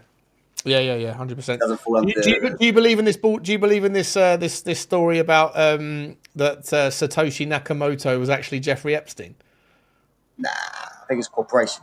I think it was a bunch of corporations. I think it's probably like a DARPA program. I think it was created by probably a bunch of expensive, experienced electronic CEOs, and they paid somebody to create it. I don't think it's some random guy. I think it's a bunch but Epstein is not a random guy, though, is he? Epstein is like. Nah, but I don't think from what I can gather about him, I don't think he would have been clever enough to come up with something like this. I think I'm not saying he designed it. I personally think it was designed by some sort of off-world intelligence. To be honest, seems to me like intelligence, NSA, something like that, probably designed it for me. Yeah. All right, listen. One more loop. We've got to finish on a good one, and then we're going to round off. All right. Last one. It's got to be a good one, though. It's got to be a good one. Let's hope it's a good one. Royal, R.O. Rothschild, R.O. Rockefeller, R.O. Romanov, R.O. Rolex, R.O. What they trying to do? R is the 18th letter. O is the 15th. 18 plus 15, 33, baby. Every single time. So, again, to some of the people who are of low IQ, keep reading your Bible, keep reading your Quran. This isn't for you. It's okay. Oh, come on. You can do the same fucking thing with like S and N. Snopes. That was the 19th and the 12th, right? Well, where we're doing, like, fuck's sake, I fucking hate this I know numerology is important, Nikos. I know it is. I know there's truth to it. But fuck me. People will look for anything. People will look for fucking... Yeah, sometimes they've got a crown and they connect too many dots. But geometria and numerology are important because this is the kind of information that billionaires use. You know, astrology, you know, esoteric sciences, you know, this is their game plans to a lot of stuff, but I don't know what that guy's talking about. I'm not ending on that one, mate. I'm not ending on that one. Sorry. Fair enough. One more. I don't know how that snuck in. I must have been drunk when I downloaded that one. Fucking hell. And this is the teaching that the Truman Show hides in plain sight. Here we go. What the fuck? Nah, you don't find this suspicious? Calm me down this rabbit hole. Truman's awakening begins when a star labeled Sirius falls from the sky between two pillars. Then there's the dome, the staircase, the all-seeing eye, and the grand architect. One of the Rothschilds was even a producer on the film. Why? So the question is, what message is being encoded here? First, we need to understand Gnosticism. In Gnostic cosmology, the material world isn't created by the true God. Instead, it's a prison created by a false deity called the Demiurge. The what? A dragon? According to this belief, the Demiurge traps divine souls in matter, keeping them ignorant through deception and control. The uninitiated live in ignorance, controlled by false narratives and false gods. A fabricated dome world. He's kept ignorant of true reality. In Gnostic terms, he represents the divine spark trapped in matter. Christoph, meaning of Christ, sits in a lunar command center, controlling everything like a god. He believes he's benevolent and is giving Truman a chance to live a good life. So the Demiurge also believes his prison is paradise. She's the one trying to wake Truman up, breaking the rules to tell him that his world isn't real and he has to get out. Then there's Marlin, his best friend who appears with beer every time Truman questions reality. In Gnosticism, the Archons use intoxication and distraction to keep souls asleep and compliant. Truman's journey to break through the dome is the journey from illusion to reality. Another symbol used in the Truman Show is one we have all become much too familiar with. It's the Eye of Horus from... Mate, whoever the fuck that voice is in the background, that black woman's voice, just chiming in without any value, going, motherfucker, shut the fuck up, girl. I'm trying to listen to the actual creator's fucking message. Shut up. Let's go. From ancient Egypt. It's the third eye of enlightenment, the pineal gland. It's the eye that looks at you through your phone's camera. And of course, what appears on the back of the dollar bill. Truman's programmed fear is water. His father's staged drowning was created to keep him imprisoned. And what must he do to escape? Sail into Christoph's storm and experience the drowning he was programmed to fear, a symbolic death and rebirth. After his baptism into the mystery schools, he ascends the Freemasonic staircase of enlightenment. This is what the elite believe, by the way. There's 16 total steps, but they are reflected in the water below. He comes to the wall. As above, so below. And that makes it 32 steps, with his final step out of the door being the 33rd. Like the 33rd Mason. There's one more layer we need to talk about. Shut the fuck up. Follow me for part 2. Who is that chick? That woman's chiming in every 5 seconds and winding me up. Good video, though. That's a good video, that one. Yeah. Mate, it's a great movie, actually. It's one I do watch a lot, actually. I watch it a couple of times a year. You know, it's been around for, 25, 30 years, whatever Truman Show's been around. But there's a lot of hidden messages in there that people are still uncovering. People are still, scrutinising. There's a lot of truth in there. Like I said, there's a Rothschild that was one of the editing directors on there to make sure that it went the way they wanted to do. There's lots of hidden information across it. We should do a show, actually, based around that. We should go away one day and do an hour show where we talk about the Truman Show and the things come up. Sirius, the light there. Steps, yeah, it's good. Numbers, numerology. Definitely. To this, when you people break down like individual movies, I love it because they're not stepping outside. They're just going, well, this is what I've got to work with, and this is what I'm going to talk about. And when you look at that sort of thing, like no one thinks that the Truman, like people can make their assumptions of the Matrix or whatever else, right? But no one's thinking the Truman Show is like some insight into esoteric nature. But actually, there's loads about that in that film. Yeah. His surname as well, True Man. There's lots of there. We'll do one day. One day we'll do a show like that. I think that'd be good to do one based around a particular type of movie or something. There's loads of movies like that. We'll all pick up different things. Adam back in the chat. Remember for 8 months. Big up to you, Adam. Says great show, guys. Definitely up for Friday night. All right. Yeah, cool, man. Let's speak about it during the week, bro. Big up to you, mate. Thank you for your ongoing support of the channel. Big up to everyone for their ongoing support of the channel this evening and from Friday night as well. You guys have been really generous with those jewels, and it helps. It helps make the makes the show like I enjoyed doing the show with Nikos. It's great, but obviously with the demonetization, it makes it a little bit more. It helps justify the show. So I really appreciate all of you guys doing it. Nikos, what is coming up? I know you've said a few times that you're not doing anything for now. When do you think you're going to be back at it? Here's Nikos's show, channel by. Please do support Nikos. The thing is like I want to do the daily shows, but I want to do it with videos because right now, like the whole idea of my channel was like a transmission where it's like an old radio station where you're listening to somebody as opposed to the visualizations of it. And then it dawned on me that there's only so much that people want to listen to me talk, So I kind of think that I need to add the visualizations, but there's lots of like things that I can grab from social media and stuff that will help me talk about certain subjects. But the problem I was having is the laptop I had wasn't fast enough to run a live stream. And then there was like the 1 year subscription for StreamYard. So I have to buy the new laptop, the new StreamYard. I did the 1 year, 1 month. You can do a free. You can get free. StreamYard's free. There's a free version of StreamYard. Yeah, but it won't let me add the media files. So I wasn't able to add the media files on the free version. So I can't, even if I could just add 10. You could probably do that via Claude. You could probably get a free version of Claude. Or just get like a paid version of Claude for like £12 for the first month. I'll give you the prompt that I built to build the whole thing that I've done. And then you can just download thousands of those videos into that thing as a one and done. And then you've got like hundreds of the fuckers. And then that will keep you going for a long time if that's what if you wanted to do something similar to what we do here. Yeah, well, I just love talking about this stuff, mate. I love learning. I love talking about it. You know, I'm not right about everything, but I do love talking about this stuff. And I reckon I could sit here all day talking about this shit, you know. But just same. With summer coming round and obviously kids' holidays, they get 3 months holiday here, the kids. You know, I've kind of like time's been a little bit more difficult than it was when I first sort of started at the sort of February or March, whatever it was. So time went out really quickly for the summer. But I've said to myself, when he goes back to school in September, I'm going to try and make a bit more of a conscious effort to try and get stuff out quite regularly. And you know, I do feel like there's. We'll keep doing it on here, mate. And like I say, we'll keep doing the multi-stream thing as well to you until you're ready to go. But I hope everyone, whenever you are ready to get going properly, I hope everybody. There's been 150 people here, so I'm hoping that you've got at least 50 subscribers or something tonight.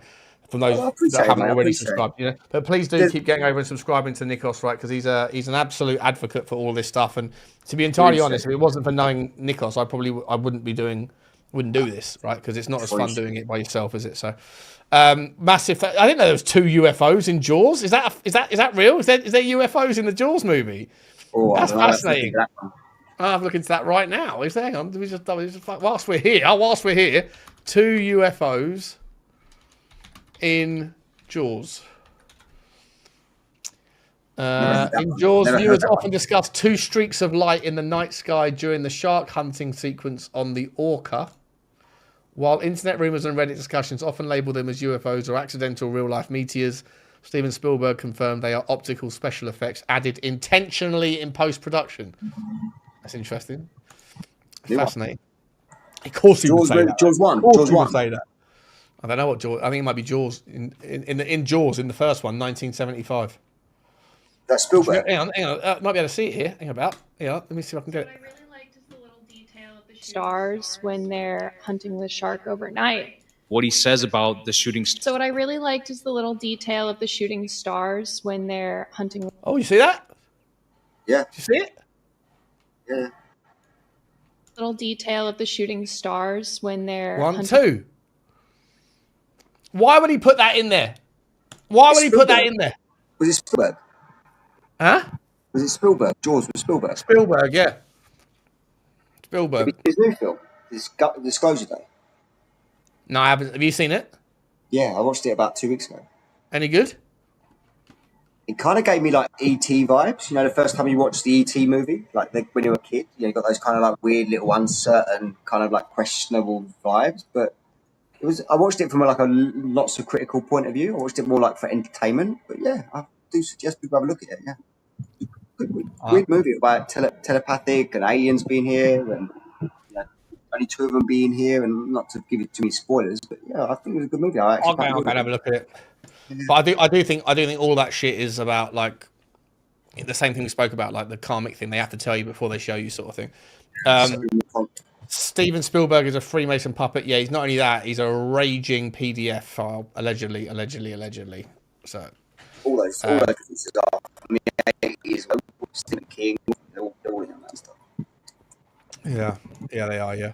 Last little super chat there for the evening. Big up to Kevin Howes. I'm not sure.